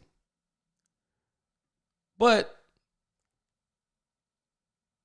the Kansas City Chiefs, I think they're 6-0. I think they're 6-0 right now. But you know what's strange about the Kansas City Chiefs being 6-0? Nobody wants to talk about it. But Patrick Mahomes is stinking it up. Do y'all know that Patrick Mahomes is stinking it up in a sense? While there are people who have him ranked as the number one quarterback, his stats aren't much better than Dak Prescott's. They're not much better than Dak Prescott's. And if I'm not mistaken, they're not even as good as Dak Prescott's. And so y'all got to tell me, if Patrick Mahomes is better than Dak, and we're not going to play like he's not. Patrick Mahomes is better than every quarterback in the league. So we're not even playing there. But my point is, if Patrick Mahomes is right now not ranking better than Dak Prescott, why is he 6-0? And the Dallas Cowboys are 3-3, and everyone is acting like the Dallas Cowboys are on the verge of collapse. Can y'all help me with that phenomenon? Because I'm just going to tell you what the facts are telling us. I'm going to tell you what the facts are telling us. Y'all tell me, how could Patrick Mahomes not be having he's not having a MVP year? He's not having an MVP year. He's not. So can y'all help me to understand, how could that team be 6-0 and Patrick Mahomes not be Patrick Mahomes? Y'all help me. I'm going to make sure I get me some Jeopardy music. Because I think I know the answer. And I got a few stats pulled up here that I think that'll help us with the answer. Let me see if somebody gave me the answer. Nisi said the defense is saving Pat. Michelle said the defense. Bingo. People do not realize something. Patrick Mahomes has a ferocious defense. Look at this. You want to see something fascinating? Let me get this a little bit bigger. Let me get this for the people with bad eyes like me. Look at this. Total defense. Look who's at number 9. The Kansas City Chiefs are number 9. But that's not the one I want you to see. Look at touchdowns allowed. You want to see something fascinating? This is defensive yards average on them. But this is the one you want to circle. TDs allowed. Look at this. 9?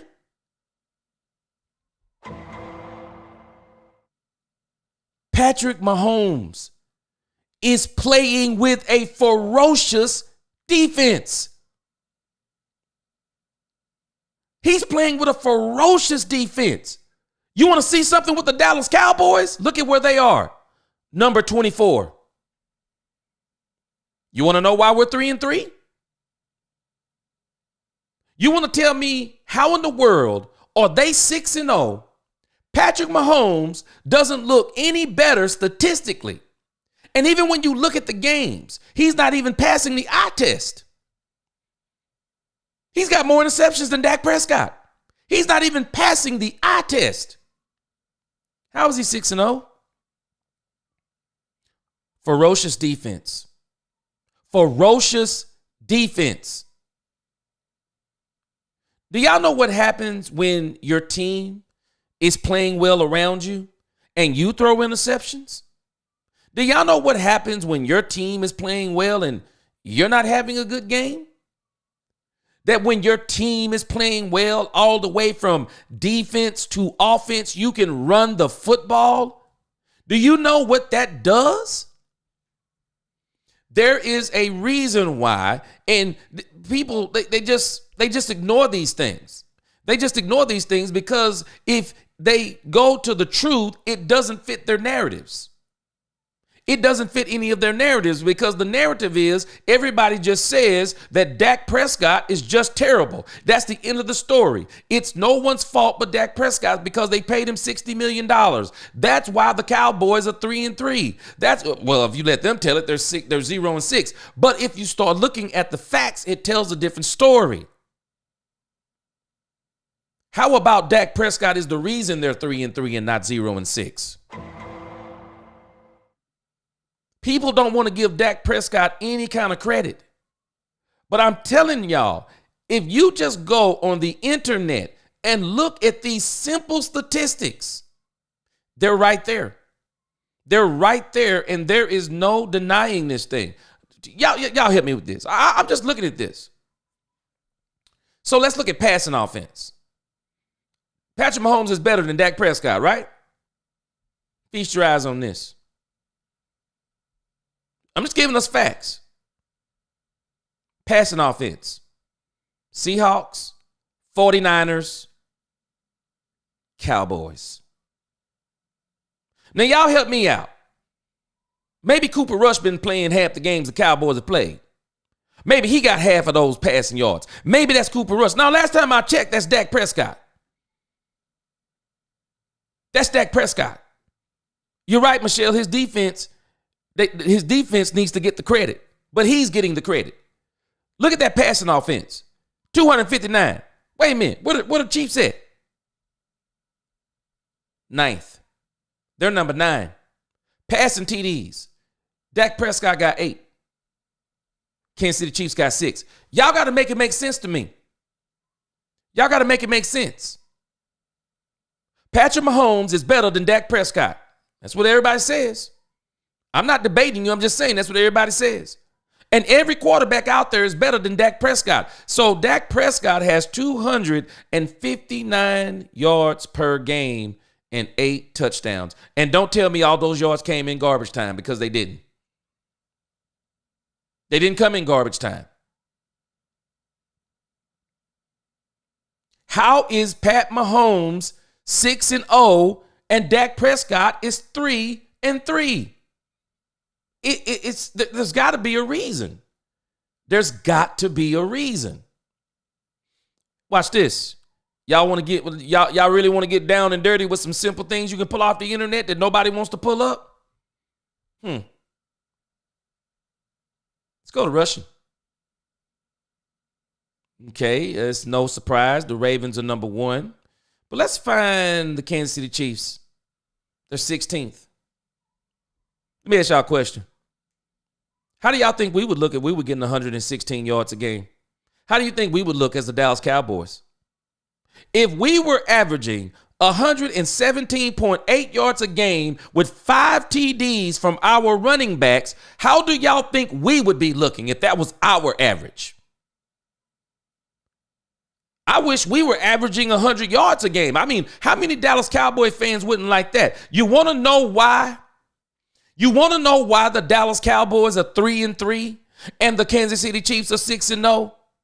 Okay, we've already answered one. The defense is way better. Now we're on number 2. The offense, not the passing game, not the prolific passing game, because I'm telling y'all, Patrick Mahomes is having a down year, but he's 6-0. You want to know why? Feast your eyes on the Dallas Cowboys.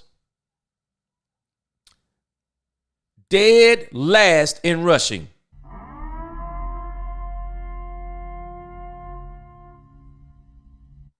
How do you be number 3 in passing? You're dead last in rushing. You want to know why you're 3-3? You want to know why you're 3-3? You want to know how Kansas City is 6-0? Because other people around Patrick Mahomes is stepping up to the plate. And they're performing. That defense, once again, it's ferocious. It's ferocious. And people don't want to give anybody credit around Patrick Mahomes. It's Patrick Mahomes, Patrick Mahomes. It's not Patrick Mahomes anymore by himself. They have built a team around Patrick Mahomes. I'm telling us, and people don't want to admit it. But with Dak Prescott, there's no excuse. It's Dak or bust. It's Dak or bust. Man, people don't understand something about this man right here. His name is Steve Spagnuolo. He's the defensive coordinator for the Kansas City Chiefs. People better recognize something. This man is a Super Bowl winning. You know what? Let's speak facts. Steve Spagnuolo enters his. Let me show you his picture. See, people don't even know what this guy look like. See, we think the Kansas City Chiefs is all Patrick Mahomes. No. Steve Spagnuolo enters his 6th season as the Chiefs defensive coordinator in 2024. In his career, he owns 4 Super Bowl rings.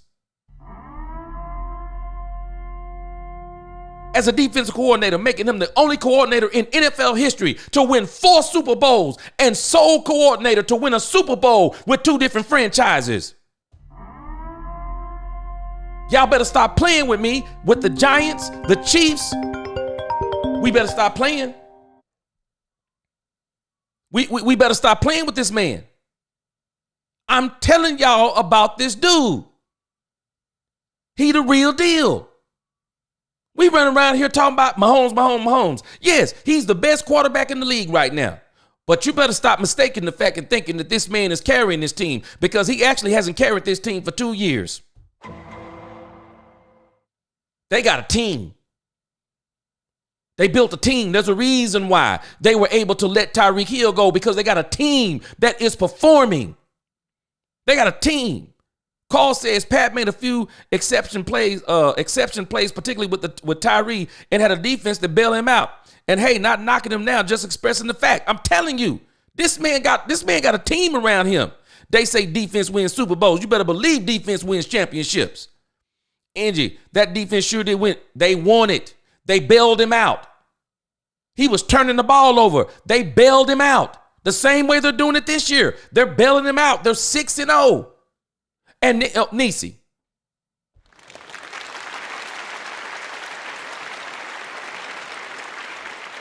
I like Kyle Shanahan. Everybody always talking about the Shanahan tree. Let me tell y'all something. There ain't a better play caller in the league than Andy Reid. Andy Reid runs circles around every play caller in the NFL. Give me, you know what? I'll concede to anybody, that Dak Prescott is terrible. If you'll give me a coach like Andy Reid, a play caller like Andy Reid, if you'll give me a GM like the Detroit Lions. See, everybody talking about Dan Campbell. Everybody talking about Dan Campbell. Y'all know who doing the personnel over in Detroit? The GM is doing the personnel in Detroit. Now, Dan Campbell ain't doing the Detroit. He ain't doing the personnel in Detroit. I'm telling y'all, if y'all tell me, y'all gonna give me Andy Reid as the coach. Y'all gonna give me Andy Reid as the play caller.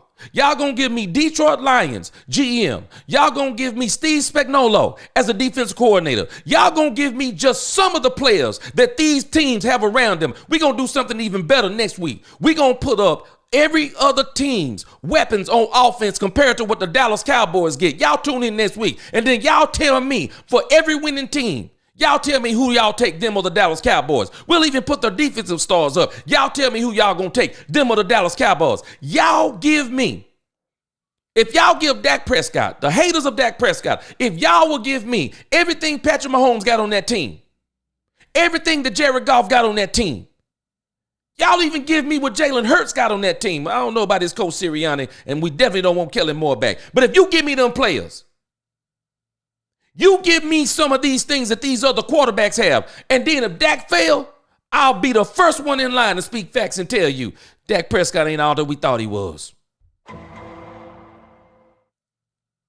People don't understand what Dak Prescott's been playing with. Man, we act like this man been playing with top of the line. People keep talking about the players. Man, you can tell me anything you want to about 9 All-Pros, but that's not a team. How is it that the Dallas Cowboys, 9 All-Pros, as people say, but we couldn't even go into the playoffs and win the first home game? How do you have 9 All-Pros and you can't stop the run and you can't run the ball? Miss me with all this stuff about 9 All-Pros. Dak has had some teams around him. Compare him to the teams Troy Aikman had. Man, folks don't know what they be. Man, I'm telling y'all, the Dak Prescott hate needs to be studied. It needs to be studied. There's no way anybody can tell me it makes rhyme or reason. It can't make sense. It can't make sense to folk. There has to be something other than the fact that this man is terrible, that people don't like him when he's not terrible. You don't make second team All-Pro being terrible. You don't be MVP runner-up. I don't care what anyone says. Lamar Jackson shouldn't have won that MVP. It was Dak Prescott. But I think people were afraid to give it to Dak Prescott. They were afraid to give it to him because they didn't want people talking bad about him if they gave Dak Prescott the MVP. But his stats spoke for themselves. It's a regular season award. And last time I checked, Lamar Jackson and Dak Prescott won the same amount of playoff games last year. Prove me wrong. Prove me wrong. I'm telling us, man, people don't be honest. They don't be honest. But this stuff is right here for the taking. Talk about Dak ain't it. Well, you tell me who is it. you tell me who is it. Jerry Jones, in some respects, he's making sense, but he's not making sense. Because Jerry Jones is saying, regardless of what I do, there's only one team that's going to win the Super Bowl. Is the goal the playoffs or is the goal to win the Super Bowl? I'm telling you, I don't agree with that kind of logic, but I understand what he's saying. I understand what he's saying. And I will be second in line behind you. I'm telling you, Roberta, give me what these players, give me what they have. Give me what those quarterbacks have. So what? He has not proven himself in the playoffs. No one can make this up, period. Rick, get out of your feelings and listen to the facts. What has he had around him? Patrick Mahomes was bailed out throughout the playoffs and the Super Bowl last year. He's got players around him. He got magnificent coaching around him. You tell me one coach. Give me one coach that Dak Prescott has had that can compare to Andy Reid. I'll wait. Oh, hold on a second. Because he's Dak Prescott, he's the quarterback of the Dallas Cowboys, and you're holding him to a standard that we're not even holding Patrick Mahomes to. Because I watched Patrick Mahomes at Texas Tech in college. Why didn't he win the national championship? Y'all tell me. Chime in. Why didn't Patrick Mahomes, who's so great, why didn't he win the national championship? Why didn't he win it? Every Dak hater out there, tell me, Patrick Mahomes comes to the NFL, wins Super Bowls. Tell me why he hasn't won, why he didn't win the national championship. And don't give me players. Don't give me he played for Texas Tech.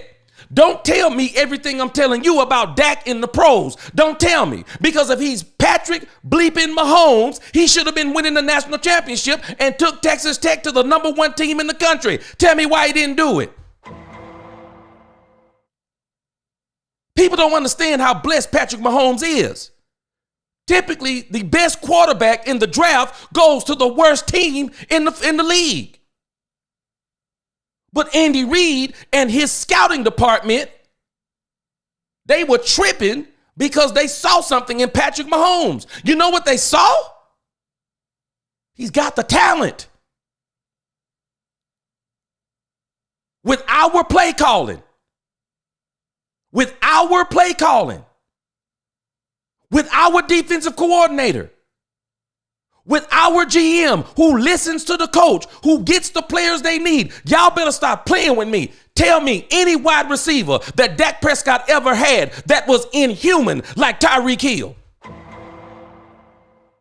Do y'all know it's not because of Patrick Mahomes? It's because of Tyreek Hill. They changed the overtime rules. Eric, you better go somewhere else, bro. We do facts over here. We do facts over here. We ain't talking emotions. Y'all Dak Prescott haters need to be studied because you don't want to deal in no facts. It's not Patrick Mahomes that made them change the overtime rules. It's Tyreek Hill. When he caught a plane, he just caught a crossing route. Gave the deuces before he even reached the end zone by 30 or 40 yards and ran that thing in there. And they wanted Josh Allen to win it so bad, but Tyreek Hill said, not on my watch. Y'all don't know what you're talking about. And the Kansas City Chiefs are so smart that when they let go of Tyreek Hill, you know what somebody said? Well, we can't replace Tyreek Hill, so we better get a defense.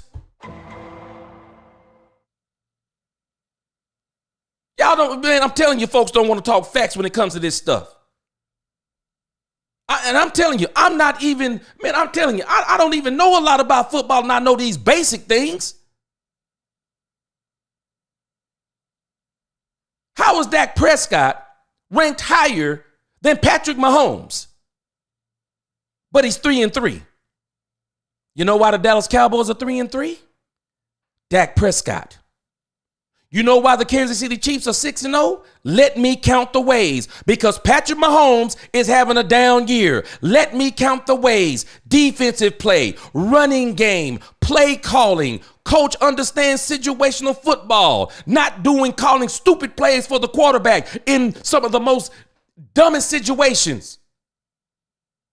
Give me what Pat Mahomes got, and then let Dak Prescott mess that up. I'll come back and I'll tell everybody I was wrong. I don't have no problem because the facts speak louder than words. They were afraid he would be the highest paid quarterback if he got MVP. Well, look at God. Let me tell y'all something. If Dak Prescott can pull this off, and I believe that the Cowboys are going to get a Super Bowl in Dak Prescott's career. When Dak get that Super Bowl, because all he need is one. When Dak gets that Super Bowl, you watch how the narrative changes. Dak Prescott's stats alone already are Hall of Fame. He already has a Hall of Fame trajectory. When you look at the stats, Dak Prescott is top 5 in almost all these stats. And not in garbage time. The winning record. People don't understand the winning record he's amassed. People do not understand. Peyton Manning. Do y'all know Peyton Manning didn't start winning until season 9? That's when he got his first Super Bowl. He kept getting bounced out of the playoffs because he kept running into Tom bleeping Brady. People don't want to acknowledge the truth, y'all. We act like Dak Prescott has been getting beat in the playoffs by macaroni salad. The man the man had the number 1 seed in his rookie season. But he ran up against prime Aaron Rodgers. Tell me who could have beat him.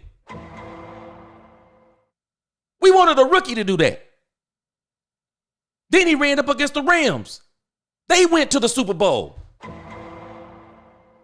Then he ran up against, we didn't understand at the time, the juggernaut, which is the San Francisco 49ers. Went to the Super Bowl. Do we not realize the only team, if we look at who he's been losing to, they were not ready for the Green Bay Packers. If you're going to play safety as a linebacker and the Green Bay Packers got a running game, I don't care what Dak would have did. They running you off the field. They came in with a game plan. We're going to take your best weapon away from you. CeeDee Lamb. You ain't got nobody else. The drop off from CeeDee Lamb to his other receivers, it needs to be studied too. How do you have CeeDee Lamb and then there's not a receiver on your team that's even in the top 100? See, this is simple stuff. This simple stuff. And I don't understand people who keep talking about Dak ain't this and Dak ain't that. They won't look at what's going on around him. People talking about bringing Johnson, the OC from the Lions, as our next head coach. But would he still be that good without the talent he has in Detroit?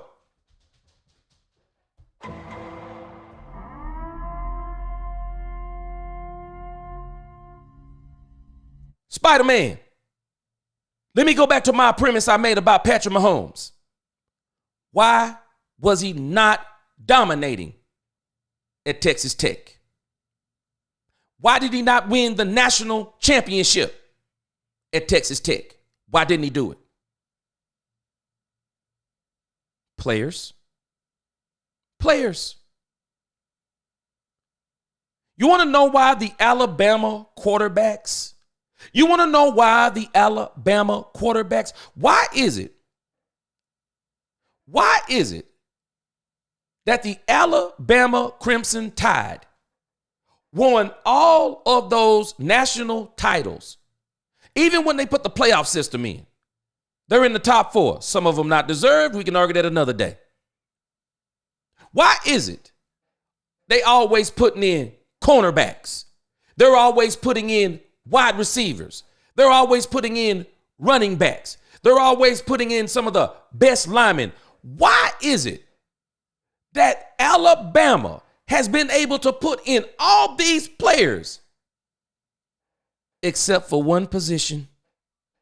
I'm going to let y'all tell me in the chat. What's the one position that the Alabama Crimson Tide have not been successful in the NFL? Y'all tell me. I'm going to wait. I got to give me some Jeopardy music. Y'all tell me.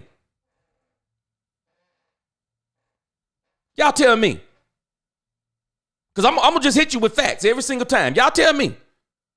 How can a team that has been so dominant and has been a factory for the NFL, guess what position that they have not been successful with in the NFL? Y'all take a guess.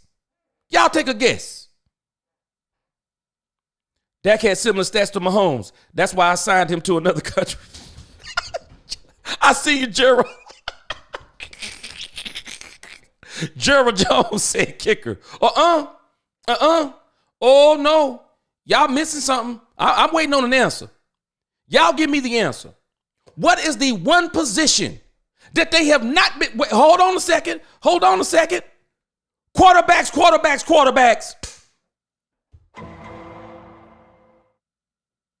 You know why the quarterbacks haven't been successful in the pros? Because they're surrounded with talent. And they're mediocre at best.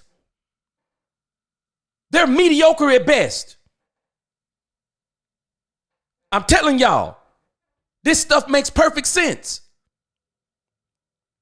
Why didn't Patrick Mahomes win in college? Didn't have the players. Didn't have the coaching. Mahomes was running all over the place at Texas Tech. Throwing balls. Man, I'm telling you, he was a gunslinger at Texas Tech. Andy Reid saw that. Andy Reid said, hold on a second. I got the coaching. I just need the quarterback. That's all I need is the quarterback. And I'm going to tell y'all something. Boy, if Andy Reid would have got a hold of prime Michael Vick. We saw what he did with Michael Vick when Michael Vick got out of prison. Boy, if Andy Reid could have got Michael Vick in his prime, boy, we'd be having a different conversation about Michael Vick. I'm telling y'all right now, people don't even understand something about Michael Vick. That man, that little 5'10", man, the people don't understand. One of the quickest dudes to ever be in the NFL. I would take Michael Vick 10 times over before Lamar Jackson. Had a rocket for an arm. The man was so talented. Fell into the wrong team. He was famous at Atlanta. But boy, had he had a guy like Andy Reid, whoo, we'd be having a different conversation. Players matter. And I said it earlier about Jamaal Adams. You get these players, they come out of college, they be superstars. They got superstar players all around them. And then they get to the pros, they come to a sorry team. And what happens? They're not the same player they were in college. They had players around them. They were playing sometimes against unranked teams. They were playing against an astrophysicist on the other side, playing against a librarian on the other side, playing against a guy who they're playing against freshmen who fresh out of high school. They're in their junior year. I mean, it's a whole different ball game when you get to the pros because now you're playing against grown men. And so when we think about Dak Prescott, go back and look at Dak Prescott in college, had that team at number 1 in the country until they ran up against Alabama. Hold on a second. Y'all know what's so funny about Dak Prescott?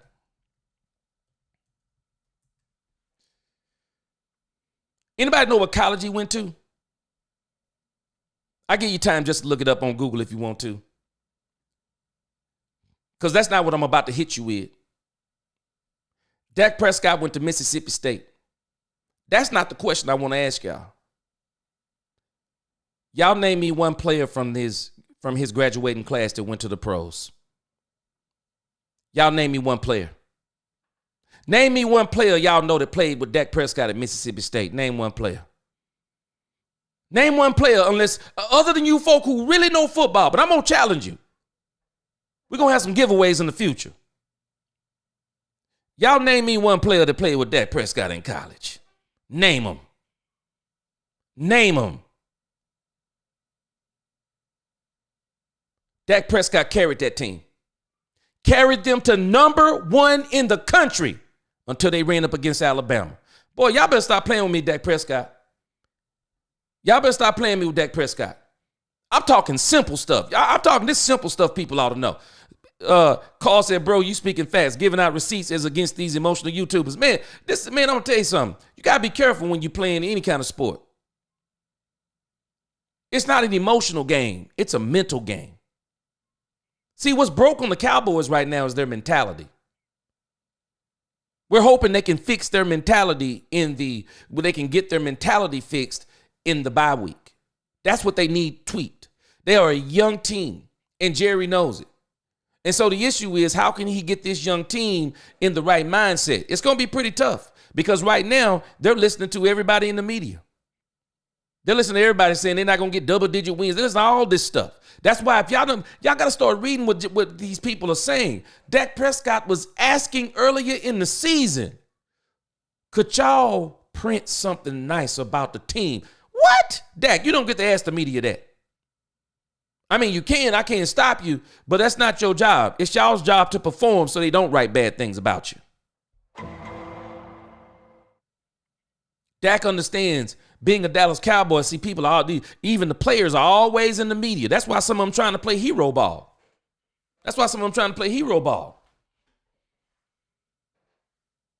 They don't want to be in the news. They don't want to be in the media. They can't handle all this stuff. And so it's rough for a lot of them out there. And it don't help that Jerry Jones brings a lot of attention. It takes great coaches to get players in the correct winning mindset.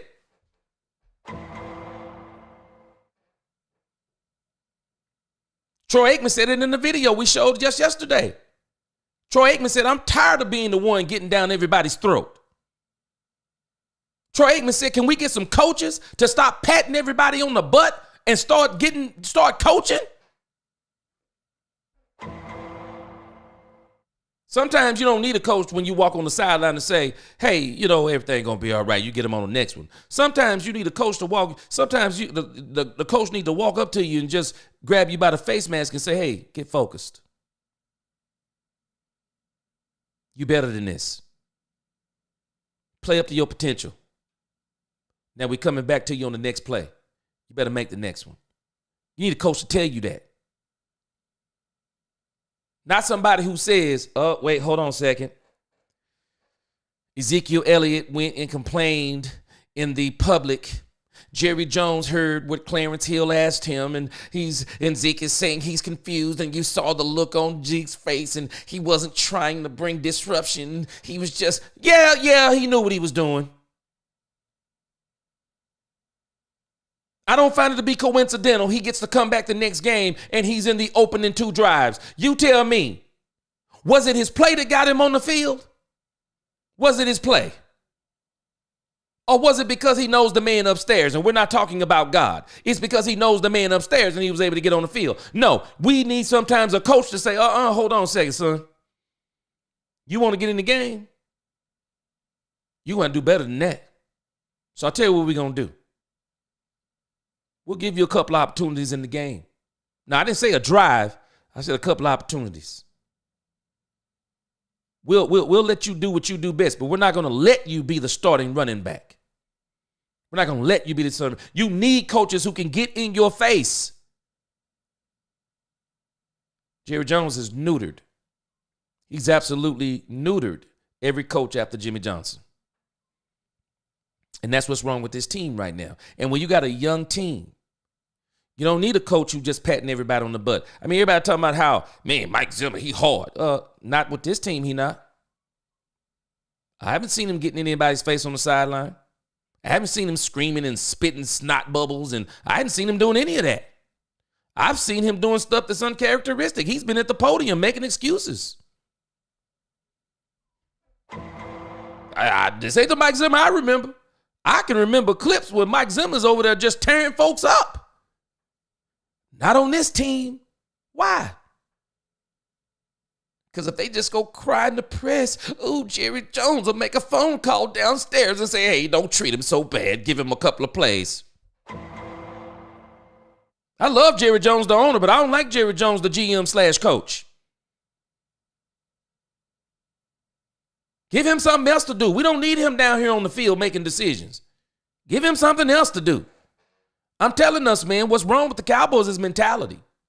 It's mentality. They're a young team. They need their mentality built. I mean, players come into the NFL. You don't make the NFL unless you got skills. That's why I tell my sons all the time, be careful calling these professional players calling these professional players scrubs. Man, you better stop that. Man, only a few people in the world can do this sport. Man, I went to school with guys who made the pros, and man, one of them told me, he said, George, you don't understand something. Friend of his made the San Diego Chargers. Got him a tryout with the San Diego Chargers. He was in training camp. He said, George, you don't understand something. He said, people don't understand. He said, George, even the backup to the backups are good. People don't understand something, man. We talking about scrubs compared to the professional players. But make no mistake about it, man. We need to be careful throwing that word scrub around so loosely like we do. And so let's get to a couple of bye-week tweaks. And then we're going to do another show tomorrow, and we'll get the rest of maybe we can run through these really quick because I'm going to do some of these in depth next week. I plan to be off of here in about 10 to 15 minutes. Gerald Jones said, even my own son, Stephen Jones, came crying to me when D-Law wouldn't take my son's cheap contract. Oh, man. I don't even see him. I'm telling us, man. I'm telling us. That's the problem. We're sparing the rod. These divas need some act right. Shoot, I'm telling you, I remember growing up, boy. Tell mom, hey, I'm going to call CPS on you. She said, I'll give you the phone. Do it. But what you going to do when they leave? Man, this is a different generation right here, man.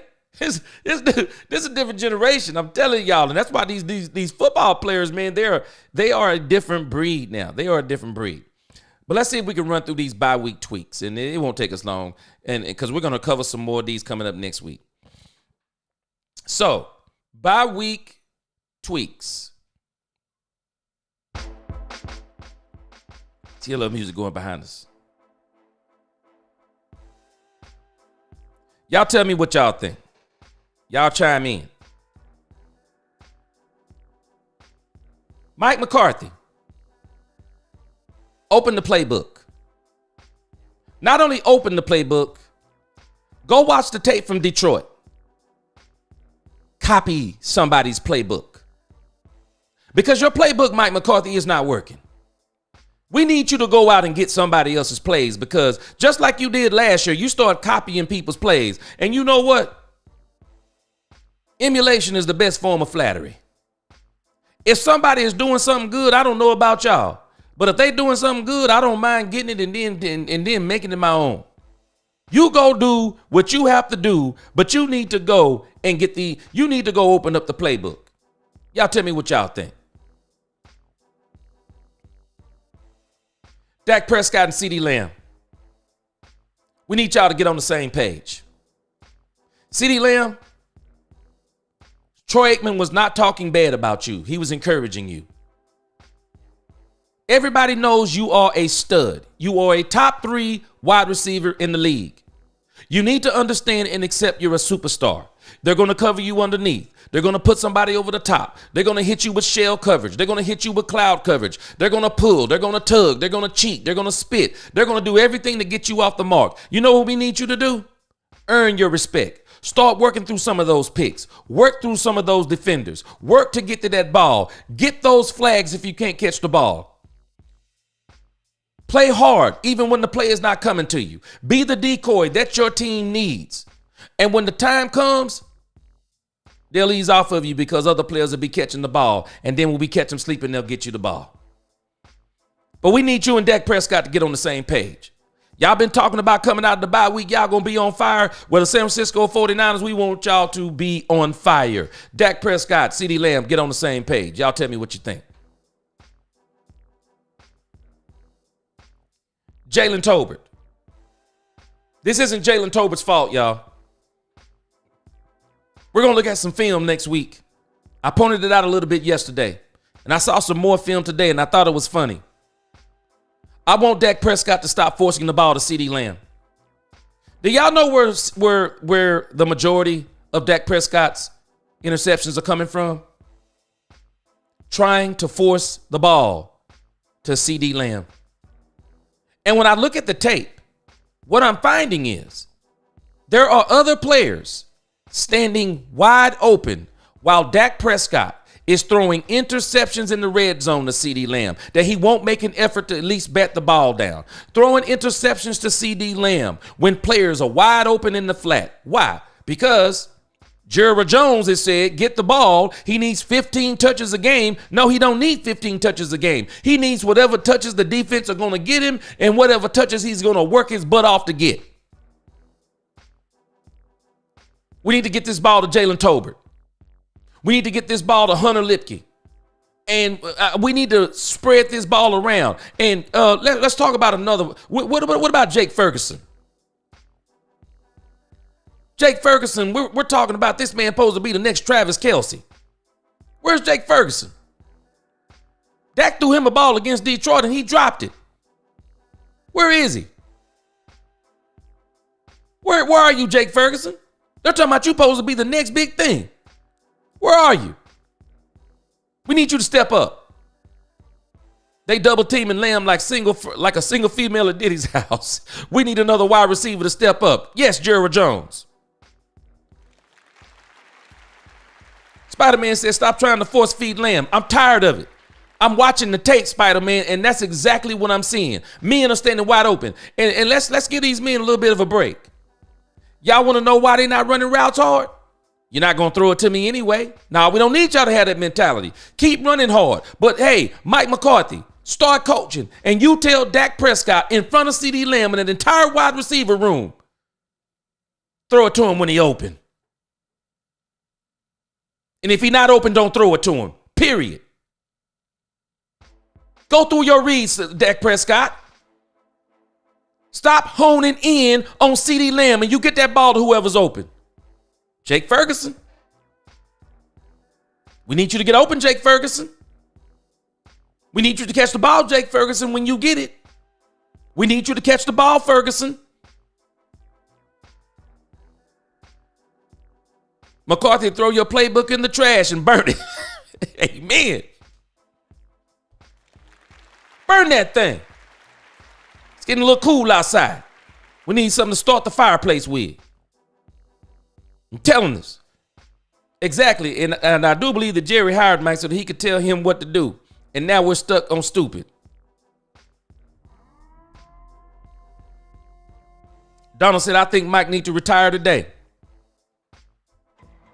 I would like for Mike to be in a mentor role and bring in Ben Johnson. Shotty needs to call plays. Oh, Schottenheimer. I'd like to see it. I bet you he would be way more creative. And I wouldn't be surprised if Jerry Jones say, hey, we're not going to fire Mike McCarthy, but maybe we give Schottenheimer a shot at calling the plays. Ferguson is sleeping. don't know what's going on with Ferguson. Out here, you know what he is, Niecy? He reading his own press clippings. Everybody talking about how good he is. He forgot to be good.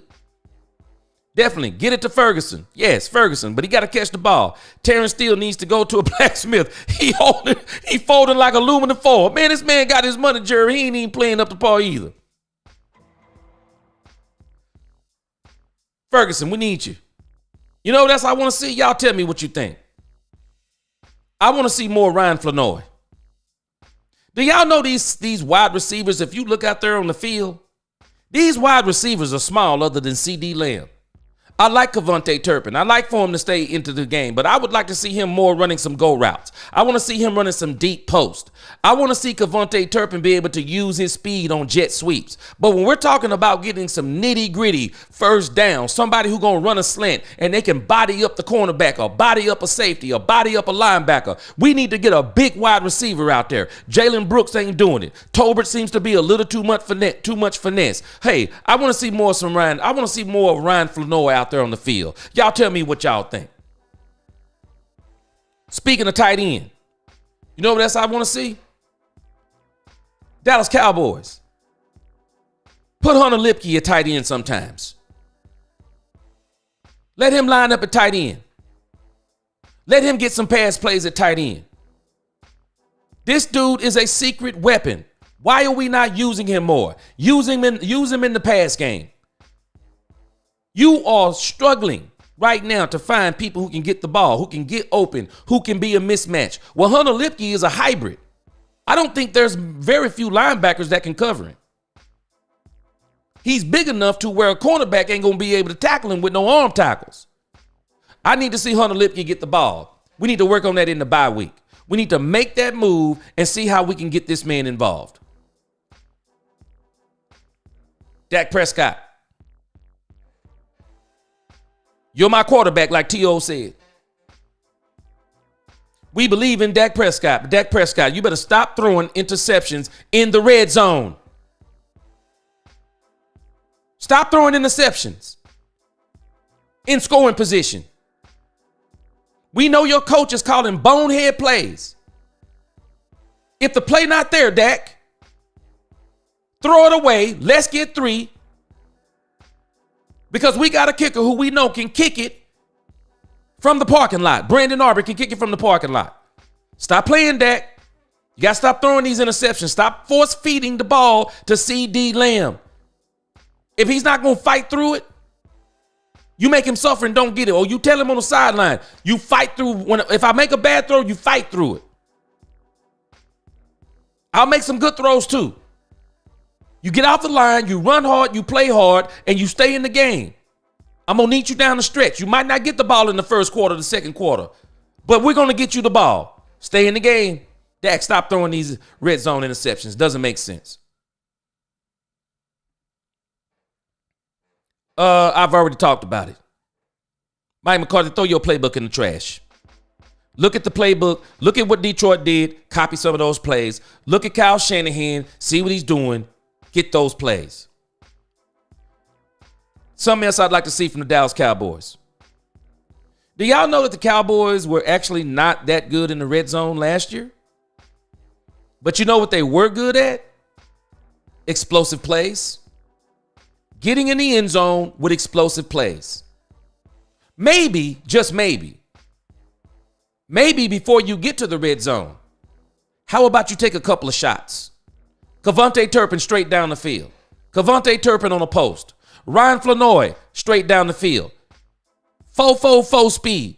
Get this man in the game. Maybe you score before you get to the red zone. But if you're going to get to the red zone, stop making bonehead plays. We're almost done.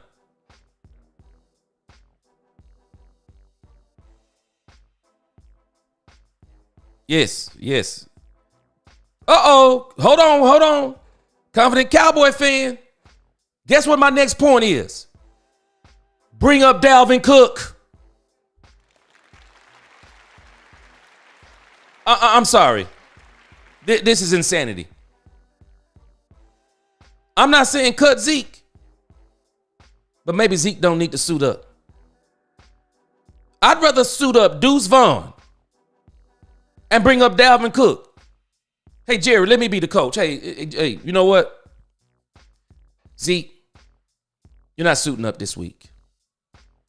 Jerry already mentioned in the press that we're saving you for the playoff run we're going to make. How about you not suit up? We're going to bring Dalvin Cook up and see what we got with him. You're a team player, right? You do want what's best for the team. Bring up Dalvin Cook and stop playing. I don't want to hear Mike Fisher talking about they're watching them every day in practice and so they know what they're seeing. I don't want to hear that because I know Jerry Jones also. Jerry Jones loves his draft picks. He loves his draft picks. And he brought back Zeke, Papa Bear, Winnie the Pooh. He brought him back because he likes Zeke.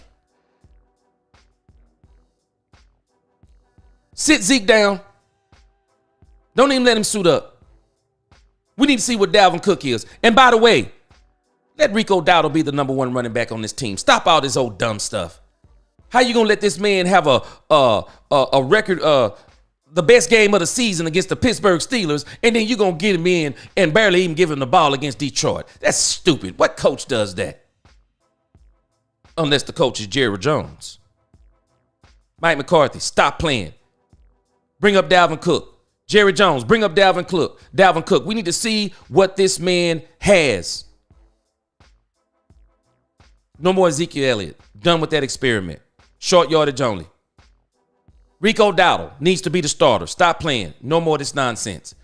The man will never have no confidence if you just don't say, okay, you're the starter. Let's let Dalvin Cook be our number 2 back if he got it. And if he don't, guess what? Go get somebody. Go get somebody at the trade deadline. We need more Marquise Bell at safety. Our safeties, the safety play is atrocious. The safety play is atrocious. They're another one of the reasons why we are struggling in the run game. We're struggling in the run game. And so that's 2 hours and 30 minutes for me. That's about what I want to do every day. I'll leave us with this. We got some great matchups, and I think we'll talk about these tomorrow, but y'all be thinking about. These are pivotal games. We'll talk about them tomorrow. Eagles versus the Giants. I'm rooting for the Giants. I want the Dallas Cowboys to stay in the thick of the race. I'm pulling for the Giants. That way they could both be 3-4, 3-3. Panthers versus the Commanders. Huge deal. Huge deal. The Panthers, I'm thinking they're 1-6, something like that, 1-6. The Commanders are 4-2. It's going to be a huge game. Huge game. Unfortunately, the Panthers are going to Washington. So we could come out of this weekend and the Washington Commanders could actually have a 2-game lead. Because they're probably going to beat the Panthers. But stranger things have happened. I think Andy Dalton is still going to play. And the coach, I'm hearing there's starting to be whispers that he may be on his way out the door. So we may watch him, and let's hope, Cowboy fans, let's hope that he coaches the game of his life and some kind of way by a miracle beats the Washington Commanders. That would be fantastic for them to be 4-3. Then we could beat the 49ers. We'll talk about that next week. And then we could be 4-3 and be tied for first place. So I'll read the last few comments and then I'm going to get off here. Yep, I said it confident. Bring up Dalvin Cook, Roberta Bacon. Exactly. We need a coach who will actually coach. Spider-Man says, if our old line was doing their job, they would not have to keep Ferguson to stay in to keep Dak upright. Might be what's wrong with his hands. Maybe beating his hands on them helmets.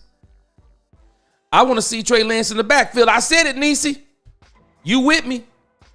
I'm not paying him $5 million to wear an Apple AirPod piece in his ear with his hand on his hip. They don't even carry clipboards no more. Nah, we need him on the field. Jet sweeps. Put him in with some trickery. Use his size and his speed. Jerry Jones said red zone has been our biggest issue since Dez left. Yes. And I think Ryan Flanoy could actually be the answer to our red zone woes. We got to be more creative in the red zone. For real, for real. I'm with you. Roberta says the way they're playing now, I'm thinking I can get out there in my wheelchair and do a better job than when they're doing now. I'm with you. I'm with you. Angie said, I'm with you, Roberta. For real. Hand me a helmet now. Jerry said, I brought him back to sell number 15 jerseys. I tell you what, you sound like Jerry Jones. Papa Bear, Winnie the Pooh. I mean, it's like a little Winnie the Pooh bear or something. The Dallas Cowboys need to get their it together. Real talk. For real. For real. But I think they're going to do it. Jerry needs to fall back and let the coaches coach. Yes, let them coach, man. Yep, not a bad idea. My Dallas Cowboys need to find out. Yes. Donald, last word. I don't want their waiting on Cook. Can't be no worse than the rest of the backs. For sure. I appreciate y'all for tuning in. Man, we're going to keep on building this thing up. We're going to keep building this channel. We're going to keep on having fun. We're going to keep encouraging each other as it pertains to the Dallas Cowboys. And we're going to keep on dropping facts on folk who are all in their feelings and not dealing with facts. Y'all like this live stream, make sure you let all your friends know. Tell them to come check us out. I'm still trying to decide on the time. I've been doing 6 o'clock. I've been trying to do 6 o'clock, but I may start trying to do maybe a 5 o'clock. I mean, we got some of these other guys I like, and they're doing live streams too. But I'm thinking about doing 5 o'clock. And matter of fact, I'm actually thinking about going to 2 shows, thinking about doing like a pre-lunch show and then doing a live stream at maybe 5 o'clock. And then, of course, we do our late night on Sunday nights. And then on some of these Thursday night games, we're probably going to, I'm planning on the 49ers game is watching the game live with everybody who tune in. Yeah, watching the game live with everybody tune in. So we'll see how that goes. But I want to keep building this community. I'm going to come up with some memberships. You know, y'all drop in the comments, you know, as we leave, some things that you would like to see for memberships, because I've been looking at people's memberships, and I don't want to just have them to have them. And I don't want to have them just to make money. I want to have something that people can really get something out of, get excited about, and, you know, they really feel like they're getting their money's worth. So y'all drop some things on that. But again, I thank y'all for all y'all support, all your views, all your subscriptions. Appreciate it. We're going to keep building this thing up. We've been growing pretty fast. Let's just keep going. So, appreciate all of you. Until the next time, let's talk Cowboys, where we talk facts. Peace.